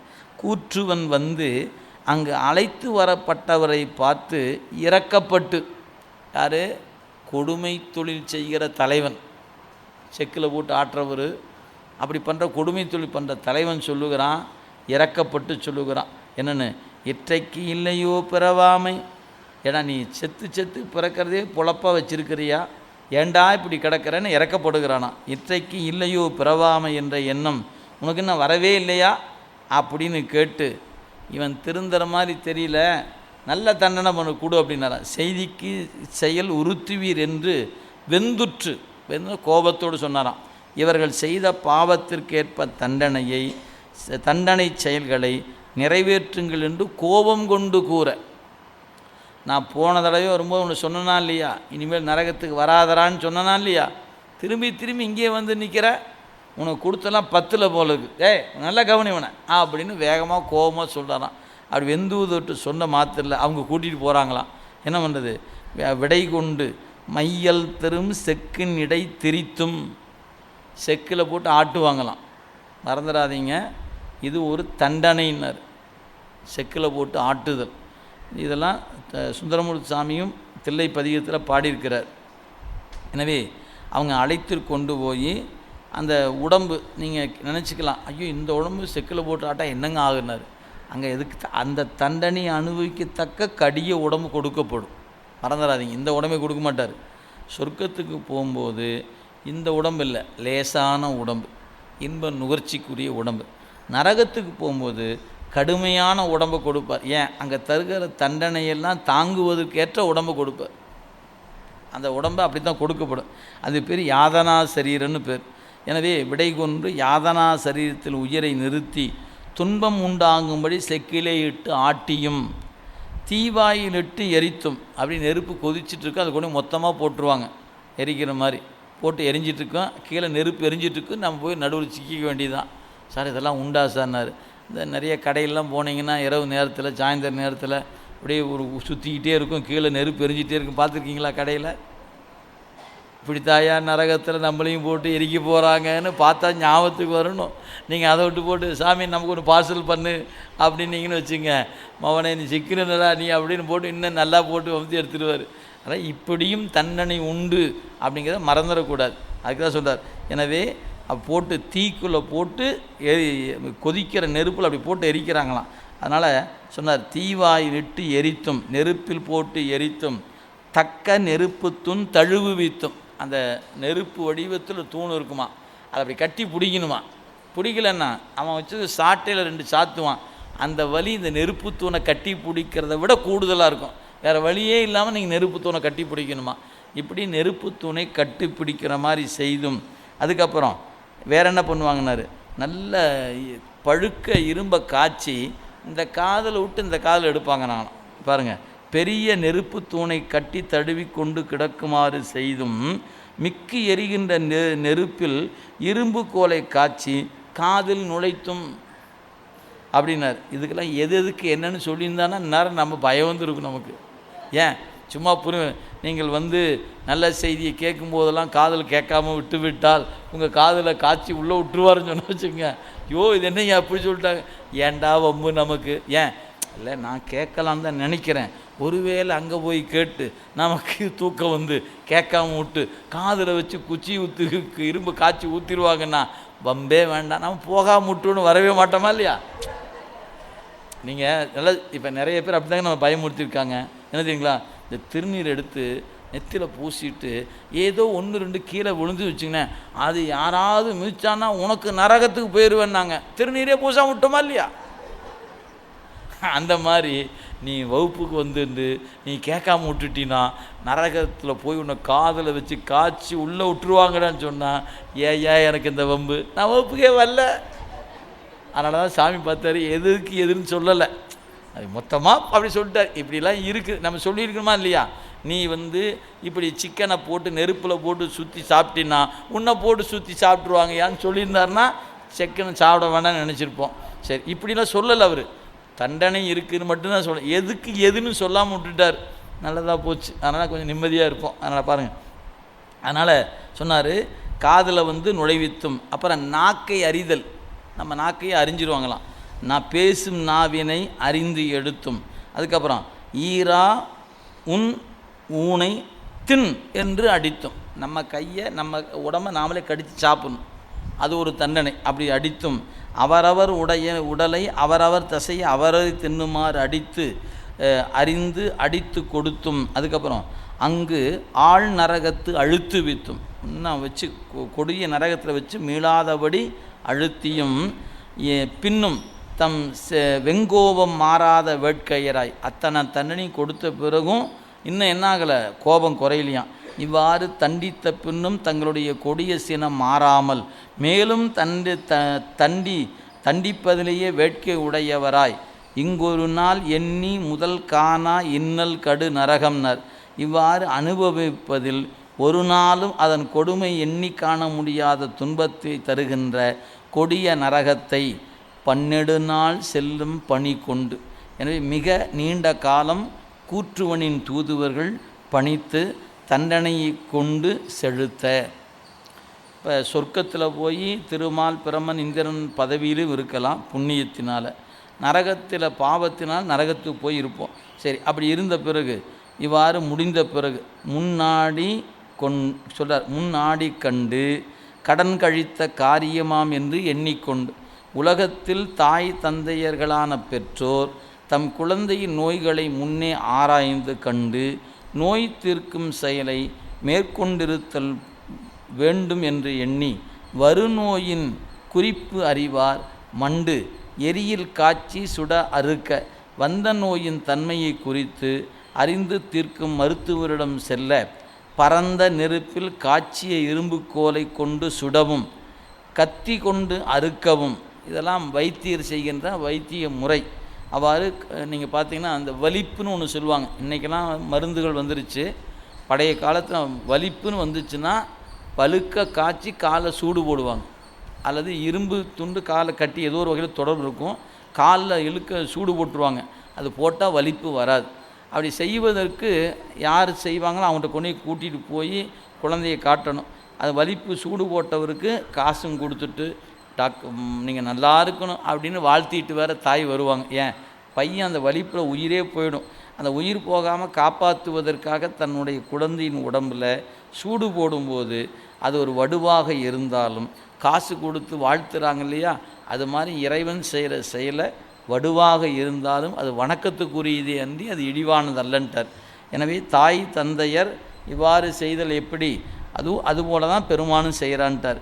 அறநெறியில் இதுக்கு ஒரு எடுத்துக்காட்டு சொன்னார். மனுநீதி சோழனுடைய வரலாற்றை எடுத்துக்காட்டி இந்த வரலாற்று பகுதியில் சொல்லப்பட்ட செய்தியை நமக்கு எடுத்துக்காட்டார். ஓடிய தேரின் கீழ் உயிர் போன கன்றாலே நீடு பெறும் பாவம் இன்றே தீரும் என நாடி தன் மைந்தனை ஊர்ந்தோன் வழக்கே வழக்காகனர். நீங்கள் இது சேக்கிழார் பெருமான் வாக்கில் மனுநீதி சோழனுடைய புராணம் நாட்டு சிறப்பு என்கிற பகுதியில் விரிவாக சொல்லப்பட்டு இருக்குதுங்க. அதாவது ஒரு தாய் பசு ஒரு கன்று, அந்த மனுநீதி சோழனுடைய மன்னன் அவருடைய மைந்தன் உலா வரும்போது ஒரு கன்று சக்கரத்தடை புகுந்து இறந்து போயிற்று. உடனே இறங்கி அந்த மைந்தன் என்ன செய்வது என்று திகைத்து போய் நிற்க அமைச்சர்கள் வந்தாங்க, பார்த்தாங்க. இந்த கன்றின் மீது தான் தவறு, இளவரசர் மீது தவறு இல்லை அப்படின்னு மந்திரி சொன்னார். ஆனால் அரசர் சொல்கிறாரு, இல்லை என் மகன் மீது தான் குற்றம் அப்படின்னு சொல்ல. அவர் அதை ஏற்றுக்கொள்ளவே இல்லை. அப்போ சொல்கிறாரு, நீ சொல்லுகிற வண்ணம் நான் செய்ய மாட்டேன், அப்படி செய்துட்டால் தருமம் சலித்து போயிடும், பண்ண மாட்டேன்னார். அப்புறம் என்ன பண்ணுறாரு, நீ போய் அவனை கிடத்தி அவன் மேலே தேரை செலுத்து அப்படின்னார் அரசர். அமைச்சர் அதை நான் செய்ய மாட்டேன்னு தன் உயிரை விட்டுட்டார் அமைச்சர். இப்போ பையன் இறந்தாச்சு, கண்ணுக்குட்டி ஏற்கனவே இறந்துருச்சு. அமைச்சர் நான் அந்த தண்டனை நிறைவேற்ற மாட்டேன் என்று அமைச்சர் இறக்கிறார். வேறு வழி இல்லை, பையனை கொண்டு தானே கிடத்தி அவன் மீது சக்கரத்தை செலுத்துகிறார் மனுநீதி சோழர்.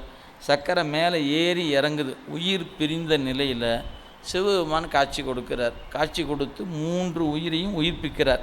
இது வரலாறு. இதை இங்கே என்ன எடுத்து காட்டான்னு கேட்டால், இப்போ மகன் செய்த குற்றம் கன்றை கொன்றது.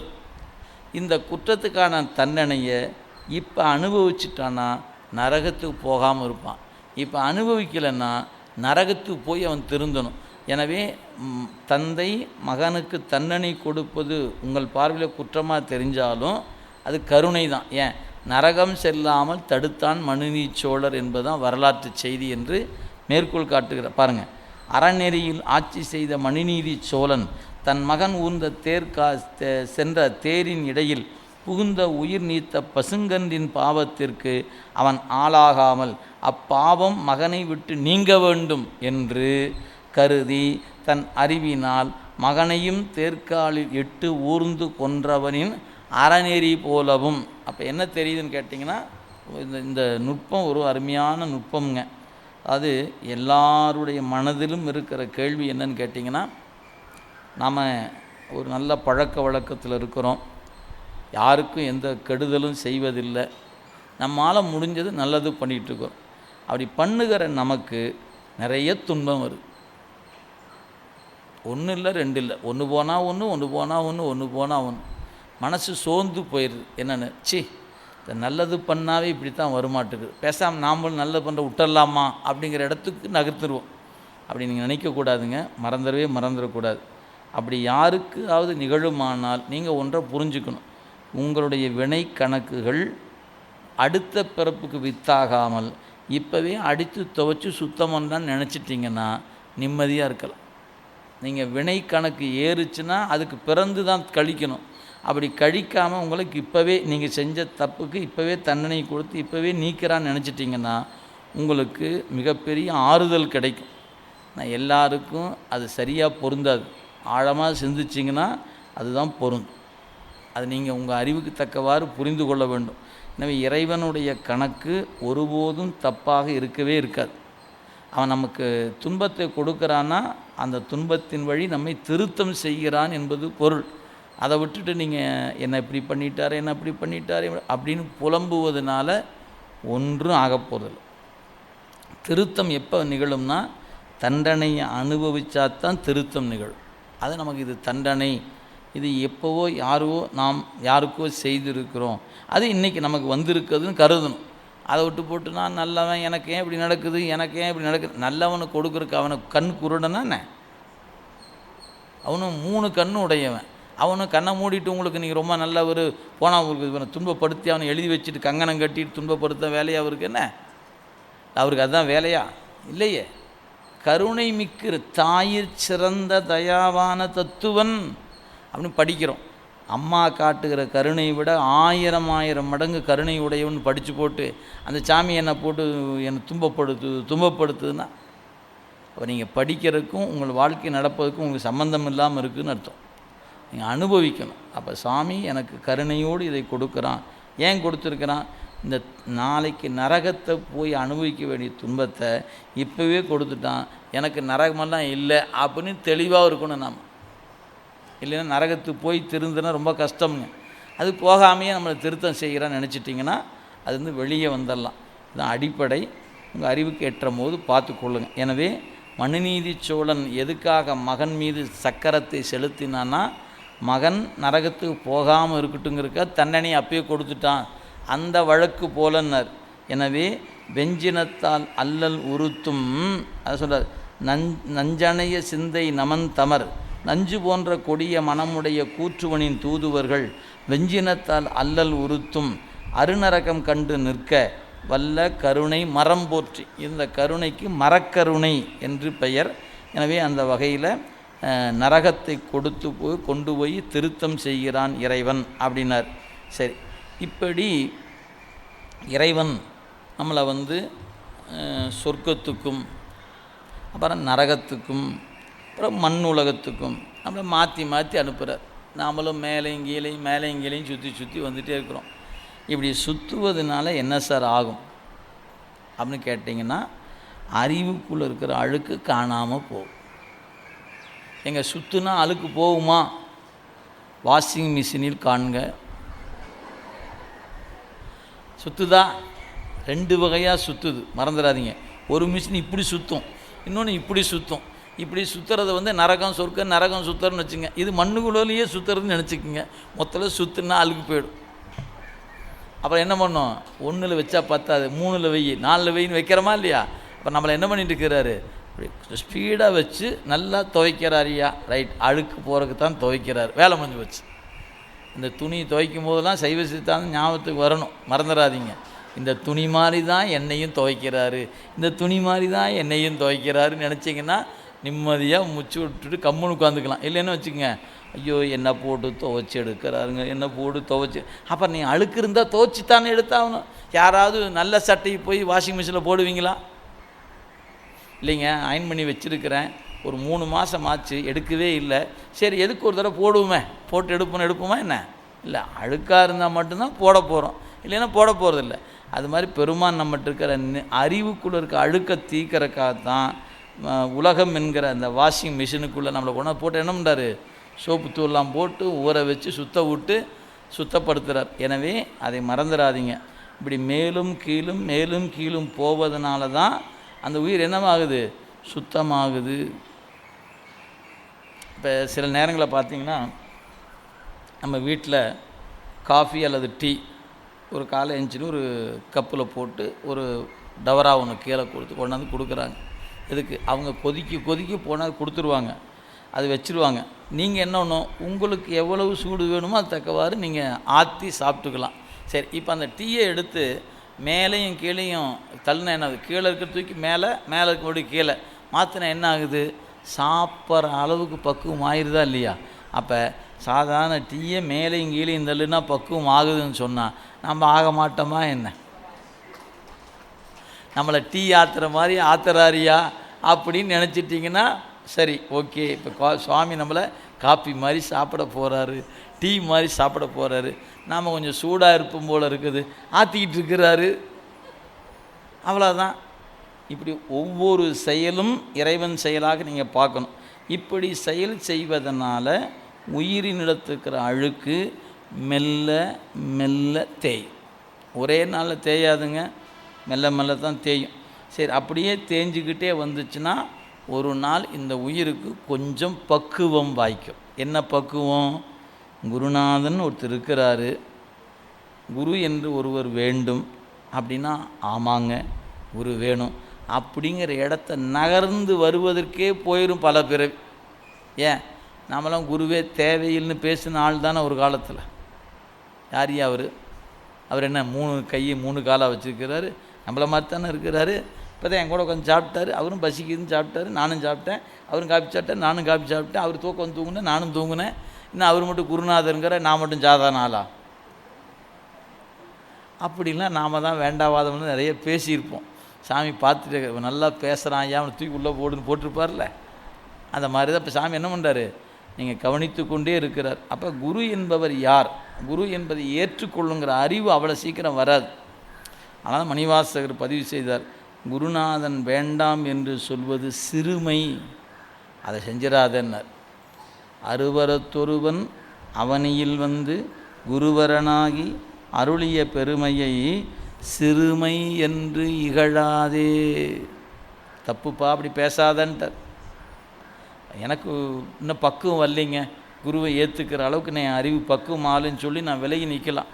நான் அதை விட்டு போட்டு குரு எதுக்குயா, யாராவது வாங்க, ஐயோ அங்கெல்லாம் போகாத, அவங்க அவர் குருநாதனா அவர் போகிறாரு, போய் அந்த பக்கம் வேலை அப்படி நான் போய் பேசியோ நான் தடுத்தனோ அது எனக்கு மிகப்பெரிய துன்பத்தை கொடுக்கும் என்பதை மறந்துடக்கூடாது. என் அறிவுக்கு ஏற்கலை பரவாயில்ல, எனக்கு ஏற்கிற அன்னைக்கு ஏற்றுக்கிறேன். ஆனால் ஒருவர் வேண்டும் என்பதை நமக்கு திருவருட்பயன்னு ஒரு நூல் இருக்குது, அதை படிக்கும்போது நீங்கள் தெரிஞ்சுக்கலாம் குரு எவ்வளவு இன்றியமையாதவர் என்பதை திருவருட்பயன் நூல் படிக்கும்போது தெரிஞ்சுக்கலாம். எனவே இந்த உயிர் இப்படி மேலையும் கீழையும் போய் வருவது நோக்கம் என்னென்னா பக்குவம் ஆதர் பொருட்டு. அதான் அடுத்த 9வது போற்றி பாருங்கள், பக்கம் 36. 9 பார்த்துட்டோம், இப்போ 10வது போற்றி பார்க்குறோம். பல்லுயிர்க்கும் இன்ன வகையால் இருவினைக்கண் நின்று அறுத்தீ முன்னை முதல் என்ன முதல் இல்லோன், முன்னை முதல் என்ன முதல் இல்லோன் நல்வினைக்கண் எல்லா உலகும் எடுப்புண்டு எடுப்புண்டு செல்காலம் பின் நரகம் சேராமே நல்ல நெறி எய்துவதோர் காலம், நல்ல நெறி எய்துவதோர் காலம் தன் அன்பரை கண்டு இன்புறுதல் உய்யும் நெறி சிறிதே உண்டாகி பையவே மட்டாய் மலராய் வரு நாளில் முன்னை நாள் மொட்டாய் உருவாம் முறை போல கிட்டியதோர் நல்ல பிறப்பில் பிறப்பித்து நாடும் வினை எல்லை இரண்டும் இடை ஒப்பில் பல்பிறவி அத்தமதில் அன்றோ அளவு என்று பார்த்திருந்த சத்தி பதிக்கும் தரம் போற்றி. இந்த பாட்டில் இருவினை ஒப்பு வரைக்கும் கொண்டு வந்துட்டார்.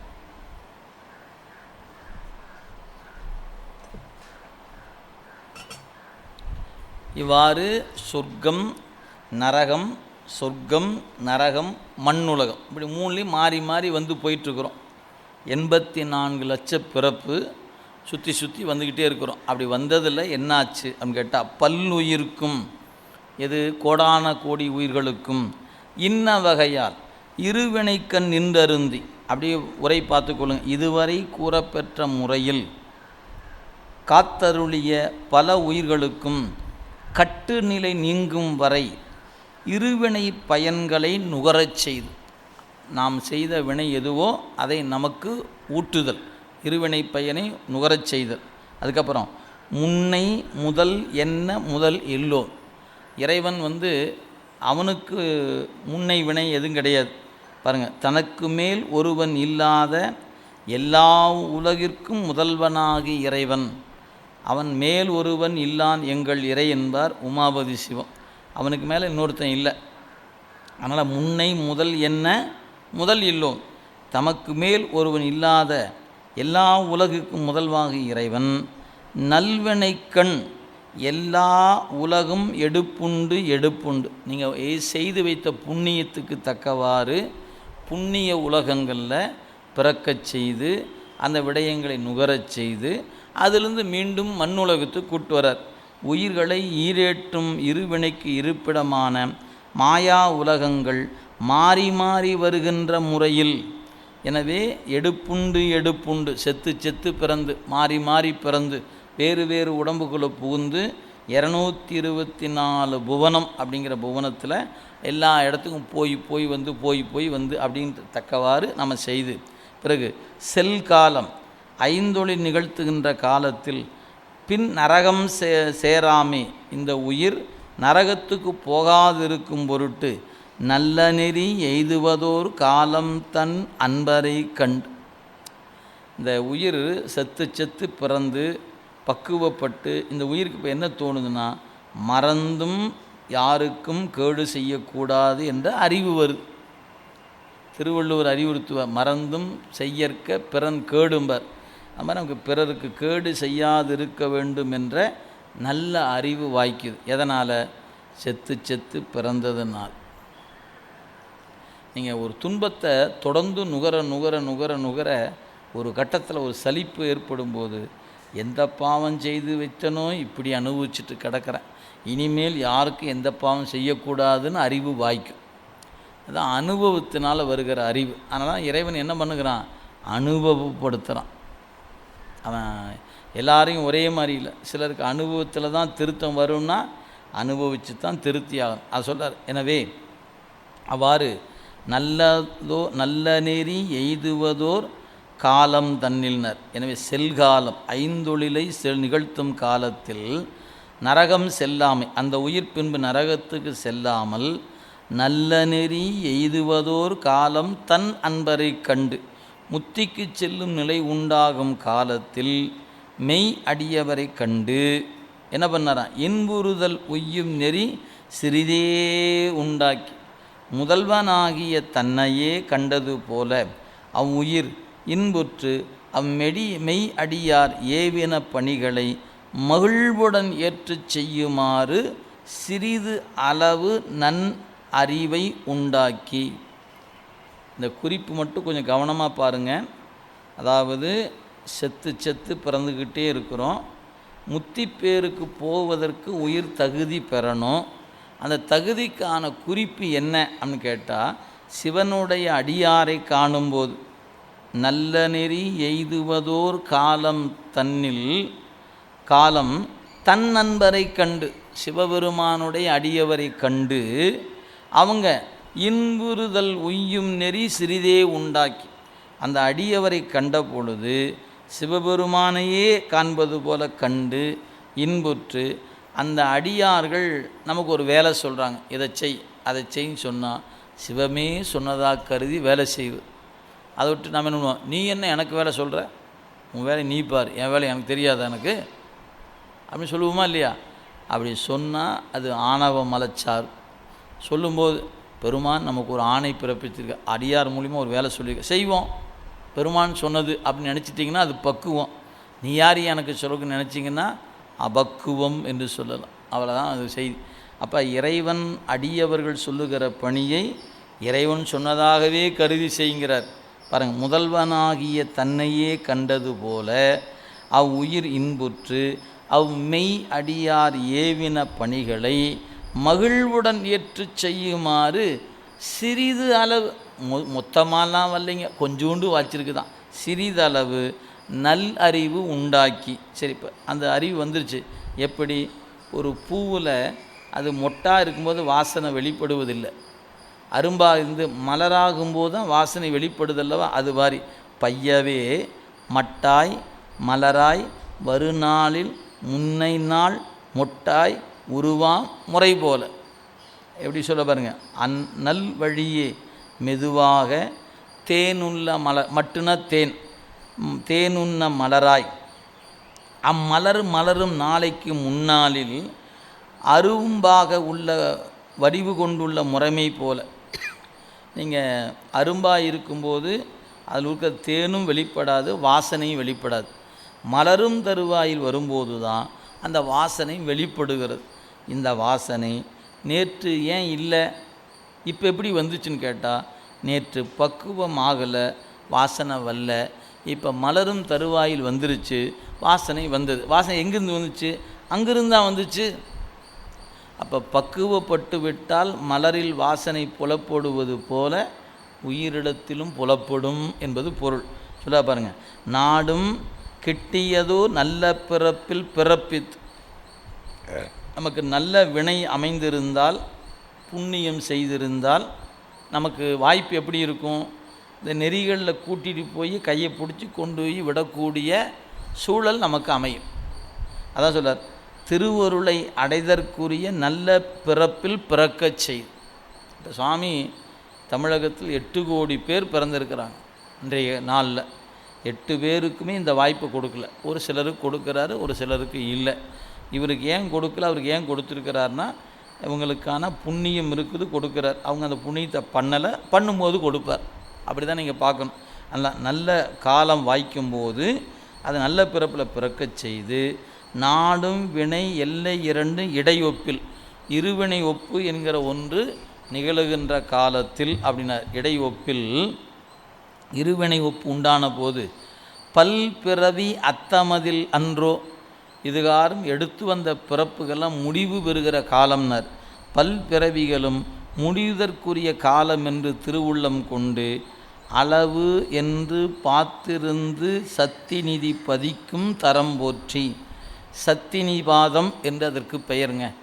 இது திருவருள் வீழ்ச்சி என்று தமிழில் சொல்லப்படும். சத்தினிபாதம் என்ற திருவருள் வீழ்ச்சி என்று சொல்வது. இது எப்போ நிகழும் அப்படின்னு கேட்டால், இருவினை ஒப்பு நிகழ்ந்தால் மலபரிபாகம் நிகழும், மலபரிபாகம் நிகழ்ந்தால் சத்தினிபாதம் நிகழும். இந்த 3 தனித்தனி செயல். ஆனால் நடக்கும்போது தனித்தனியாக நடக்காது. இது நடந்ததுன்னா இது கூடவே அது நடக்கும், அது நடந்ததுன்னா அதுவும் நடக்கும். இருவினை ஒப்பு நிகழவே மலபரிபாகம் நிகழும், மலபரிபாகம் நிகழவே சத்தினிபாதமும் நிகழும். அது என்னையா இது? ஒன்று நடக்கும்போது இன்னொன்று, அது நடக்கும்போது இன்னொன்று. ஆம், பெரிய முள் சுற்றும்போது, நொடிமுள் சுற்றும்போது பெரிய முள்ளும் சுற்றும், பெரிய முள் சுற்றும்போது சின்ன முள்ளும் சுற்றும், 3மே சுற்றும். ஆனால் கண்ணுக்கு தெரிவது நொடிமுள் சுற்றுறது தான் தெரியும். பெரிய முள்ளோ சின்ன முள் சுற்றுறது ரொம்ப ரொம்ப கவனமாக பார்த்தா, கொஞ்சம் கவனித்தா பெரிய முள் நகரதை கொஞ்சம் காண முடியும். ஆனால் சிறுமுள் நகர்வது தெரியவே தெரியாது. அது மாதிரி நொடிமுள் என்பது இருவினை ஒப்பு, பலபரிபாகம் என்பது பெரிய முள், சத்தினிவாதம் என்பது நொடிமுள், அது சின்ன முள் மாதிரி. ஒரே கடிகாரத்தில் 3ம் இருக்குது. ஆனால் நகர்வது யாருக்கு எது தெரிகிறதுன்னு கேட்டால் நொடிமுள் தான் வெளியே தெரியும். நீங்கள் இன்பத்தையும் துன்பத்தையும் சமமாக எடுத்துக்கொள்கிறீர்களா என்பது உங்களை சூழ்ந்திருக்கவங்களை உங்களை கண்காணிக்க முடியும், பார்த்தா தெரியும். ஆனால் மலபரிபாகம் சத்தினிவாதம் அவ்வளவு எளிதாக காணக்கூடியது அல்ல. எனவே ஒன்றோடு ஒன்று தொடர்புடைய. இதை நீங்கள் எப்படி கருதிக்கலான்னா, நொடிமுள் என்கிற பற்சக்கரத்தில் தான் மலபரிபாகம் என்கிற பற்சக்கரம் இருக்கிறது. இது சுற்றுச்சுன்னா அதுவும் சுற்றும், அது சுற்றும்போது திருவருள் வீழ்ச்சியும் உயிரிழது. அப்போ இந்த 3 சக்கரமும் ஒன்றோடு ஒன்று தொடர்புடையது. இது சுற்றுனா அது சுற்றும், அது சுற்றுனா அது. ஆனால் ஒன்றுக்கு ஒன்று தொடர்புடையதான் கேட்டால் தனித்தனி சக்கரம். ஆனால் தொடர்பு இருப்பதனால இருவினை ஒப்பு நிகழாமல் மலபரிபாகம் இல்லை, மலபரிபாகம் இல்லாமல் சத்தினிபாதம் இல்லை. சொல்லும்போது தனித்தனியாக சொல்லுவோம், நடைபெறுங்கிற போது தனியாக நடக்காது. 3 ஒரு சேரத்தான் நடக்கும். எவ்வளவுக்கு எவ்வளவு இருவினை ஒப்போ அவ்வளவுக்கு அவ்வளவு மலபரிபாகம், மலபரிபாகம் எவ்வளவோ அவளுக்கேற்ப சத்தினிபாதம் உயிரினுடைய அறிவுக்குள்ளே நிகழும். சத்தினிபாதம் என்பதுக்கு திருவருள் வீழ்ச்சின்னு பேர். என்னையா திருவருள் வீழ்ச்சிங்கிறீங்கன்னாரு? ஆம், நீர்வீழ்ச்சி போல். நீங்கள் ஏதோ பங்குச்சந்தை வீழ்ச்சி போலன்னு நினச்சிடக்கூடாது இல்லையா. ஏதோ அதுவும் வீழ்ச்சி தான், இது வீழ்ச்சி தான். நீர்வீழ்ச்சி என்பது இன்பம் தரும் இல்லையா. அது மாதிரி திருவருள் வீழ்ச்சி, ஆன்மா அறிவில் திருவருள் பதிதல்னு பேர், அதுக்கு பேர். அதனால் வடமொழி அதுக்கு பேர் சத்தி நிபாதம் என்று சொல்லப்பெறுவது. நீங்கள் இருவினை ஒப்பு நிகழாமல் அது நிகழாது என்பதை அப்போ நம்மளை பிறக்க வச்சு இறக்க வச்சு வினை செய்ய வச்சு அதை நோட்டை போட்டு எழுதியதுக்கு வினைக்கேற்ப சொர்க்க நரகத்துக்கு கூட்டிகிட்டு போய் எல்லாம் சுற்றி சுற்றி வந்தோம்னா பக்குவமாயிட்டானான்னு பார்த்து இருந்து பக்குவமான காலத்தில் இப்போ பக்குவத்தை நோக்கி வந்தாச்சு. எங்கே சத்தி நிபாதம் பதிக்கும் தரம் போற்றி. இப்போ நமக்கு என்ன பக்குவம் வந்திருக்குது? கேள்வி கேட்டிங்கன்னா என்ன பக்குவம்னார். தம்பி இங்கே வா ஐயா, சொல்லுங்கள். இப்படி உட்கார். நான் மந்திரம் சொல்கிறேன் கேட்டுக்கிறியா? சொல்லுங்க ஐயா. அப்படிங்கிற பக்குவம் வந்துருக்குது. அவ்வளவுதான். நீங்கள் இதுக்கு முன்னாடி கூப்பிட்டா நீங்கள் யார், என்ன ஏன் கூப்பிட்றீங்க, நீங்கள் கூப்பிட்டா நான் வரணுமா என்ன? அங்கேருந்து சொல்லுங்க, காது கேட்கும், சொல்லுங்கள். அட இங்கே வாப்பா, அங்கேருந்து சொல்லியா. இதுதான் பக்குவ குறைவுக்கான அடிப்படை. பக்குவம் ஆயிட்டுன்னா சிவசிவா சொல்லுங்க ஐயா அப்படின்னு வந்து நிற்குமா இல்லையா. இதுதான். இப்போ இது எதனால் வந்துச்சு? நம்ம செத்து பிறந்ததுனால வந்துச்சு. மறந்துடக்கூடாதுங்க. நமக்கு ஒருத்தருக்கு, நம்ம வீட்டில் ஒருத்தருக்கு அது வரமாட்டேங்குது, நமக்கு வந்துருச்சுன்னு அர்த்தம். அவங்கள விட செத்து பிறப்பில் நம்ம தான் எக்ஸ்பீரியன்ஸ் அதிகம். எனவே நம்ம வந்துருச்சு, நம்ம பக்குவம். அவங்க இப்போ தான் பாவம், இனிமேல் தான் வரணும். அவங்க கொஞ்சம் சுற்றிட்டு வரட்டும், நமக்கு வந்துருச்சு. சரி, நம்ம தப்பிக்கிற வழியை பார்ப்போம். நாம் ஒன்று என்ன பண்ணுறோம், அவரும் தப்பிக்கணுமே என்னார். சுற்றிட்டு வந்தால் தப்பிப்பார், நீங்கள் ஏன் கவலைப்படுறீங்க, நீங்கள் வெளியே போகிற வழி பாருங்கள். அவ்வளோதான் வேலை. எனவே இருவினை ஒப்பு நிகழாமல் சத்தி நிபாதம் நிகழாது என்பதை இந்த பகுதியில் காட்டியிருக்கிறார். எஞ்சிய பகுதியை அடுத்த மாத வகுப்பில் காண்போம் என்று சொல்லி இன்றைய சிந்தனை இறைவன் திருவருளால் இந்த அளவில் நிறைவு செய்கிறோம். என்றும் இன்பம் பெருகும் இயல்பினால் ஒன்று காதலித்து உள்ளமும் ஒங்கிட மன்றுளார் அடியார் அவர்வான் புகழ் நின்றது எங்கும் நிலவி உலகெலாம் வான்முகில் வழாது வெய்க மலிவலம் சுரக்க மன்னன் கொன்முறை அரசு செய்க குறைவிலாது உயிர்கள் வாழ்க நான் மறை அறங்கள் ஓங்க நல் தவம் வேள்வி மல்க மென்மைகுள் செய்வ நீதி விளங்குக உலகம் எல்லாம் மென்மைகுள் செய்வ நீதி விளங்குக உலகம் எல்லாம் மென்மைகுள் செய்வ நீதி விளங்குக உலகம் எல்லாம். தென்னாளுடைய சிவனி போற்றி, ஏகம்பத்துரையந்தாய் போற்றி, காவாய் கனகத்திரளே போற்றி. திருச்சிற்றம்பலம். ஒரு சின்ன செய்தி, நம்முடைய கடந்த வகுப்பில் உங்களுக்கு சொன்ன நினைவூட்டல் செய்கிறோம். உமாபதி சிவனார், இந்த நூலை படிக்கக்கூடிய உமாபதி சிவனாருடைய திருப்பணி கடந்த புதன்கிழமை அன்று சுந்தரமூர்த்தி சுவாமியினுடைய குரு பூஜை அன்று இந்த பணி தொடங்க பெற்றிருக்கிறது. இந்த திருப்பணியில் அவருடைய சீவ ஒடுக்கத்தோடு நம்முடைய அருள் நமச்சிவாயர் என்பவருடைய சீவ ஒடுக்கமும் அவருடைய மாணவர் காழி கங்கை மெய்கண்டார் என்று சொல்லக்கூடியவருடைய சீவ ஒடுக்கம், இந்த ரெண்டு பேருடைய ஒடுக்கம் கூடுதலான பணியாக நமக்கு இறைவன் கொடுத்திருக்கிறார். அருள் நமச்சிவாயருடைய இன்னொரு மாணவர் தான் சித்தர் சிவப்பிரகாசர். அவருடைய மாணவர் தான் நம்முடைய திரு ஆவூரதி ஆதீனத்தை தோற்றுவித்த நமச்சிவாய மூர்த்திகள் என்று சொல்லக்கூடிய அருளாளர். எனவே இந்த திருப்பணி தருமபுர ஆதீன மரபிலையும் மூலமாக இருக்கக்கூடிய குருநாதர், திரு ஆவூரதி ஆதீனத்தினுடைய மரபிலும் மூலமாக இருக்கக்கூடிய குருநாதர், இரு மரபுக்கும் மூலமாக இருக்கக்கூடியவர் அருள் நமச்சிவாயர் என்கிறவர் தான் இரு மரபுக்கும் மூலமாக இருக்கிறார். அப்படி மூவருடைய சீவ சமாதி பணியும் தொடங்க பெற்றிருக்கிறது நம்முடைய. ஏன்னா இது சாதாரண மக்களுக்கு உமாபதி சிவம்னா யார், அருள் நமச்சிவாயர்னா யாருன்னா யாருக்கும் புரிய போகிறதில்ல. நமக்கு இந்த நூலை படிக்க வைத்து சிந்திக்க வைத்து ஒரு வாய்ப்பு கொடுத்த அந்த குருநாதருடைய திருவடிக்கு ஒரு வாய்ப்பு நமக்கு இருப்பதனால அடுத்த மாதம் நீங்கள் வகுப்புக்கு வரும் பொழுது நீங்கள் ஏதாவது இந்த பணியில் பங்கெடுக்க விரும்பினால் நீங்கள் அடுத்த மாத வகுப்பில் ஒரு தட்டு வைத்து விடலாம். உங்கள் விரும்பப்படுகிற காணிக்கையை அந்த குருநாதன் பணிக்கு நீங்கள் கொடுக்கலாம். கொடுத்து ஆக வேண்டும் என்ற கட்டாயம் ஒருபோதும் இல்லை. நல்லா நினைவில் வைத்து கொள்ளுங்கள். எப்போ அறிவிப்பு கொடுத்தாலும் சரி, ஒரு அறிவிப்பு பணிகள் சம்பந்தமாக உங்களுக்கு அறிவிக்கப்படுமானால் நாம் கொடுத்தே ஆகணும் அப்படின்னு தயவுசெய்து யாரும் நினைக்க வேண்டாம். உங்களால் ₹1 கொடுக்க முடிஞ்சாலும் நீங்கள் உங்கள் காணிக்கை அந்த குருநாதனுடைய திருவடிக்கு போகணும்னு விரும்பி கொடுங்க. எவ்வளவு கொடுத்தாலும் சரி, நீங்கள் விரும்பினால் கொடுக்கலாமே ஒழிய இது அறிவிச்சிட்டாங்க நாம் கொடுக்கலினும் இந்த சங்கட்டமாக அப்படின்னு நினைக்க வேண்டாங்க. இது மிகப்பெரிய பேர். நீங்களாம் எப்படி பார்க்குறீங்கன்னு தெரியல. எங்களுடைய இடத்துல நின்று பார்க்கும்போது 600 ஆண்டுகளுக்கு பிறகு அந்த சீவ சமாதி இன்றைக்கி கல் திருப்பணியாக மாற்றம் பெறுகிறது. இன்றைக்கி ஒரு 600 ஆண்டு காலத்தில் எத்தனை அரசர்கள் இருந்திருப்பாங்க, எத்தனை செல்வந்தர் இருந்திருப்பாங்க, எத்தனை அருளாளர்கள் வந்து போயிருப்பாங்க. அத்துணை அருளாளர்கள் இன்றைக்கி நினச்சி பாருங்கள்.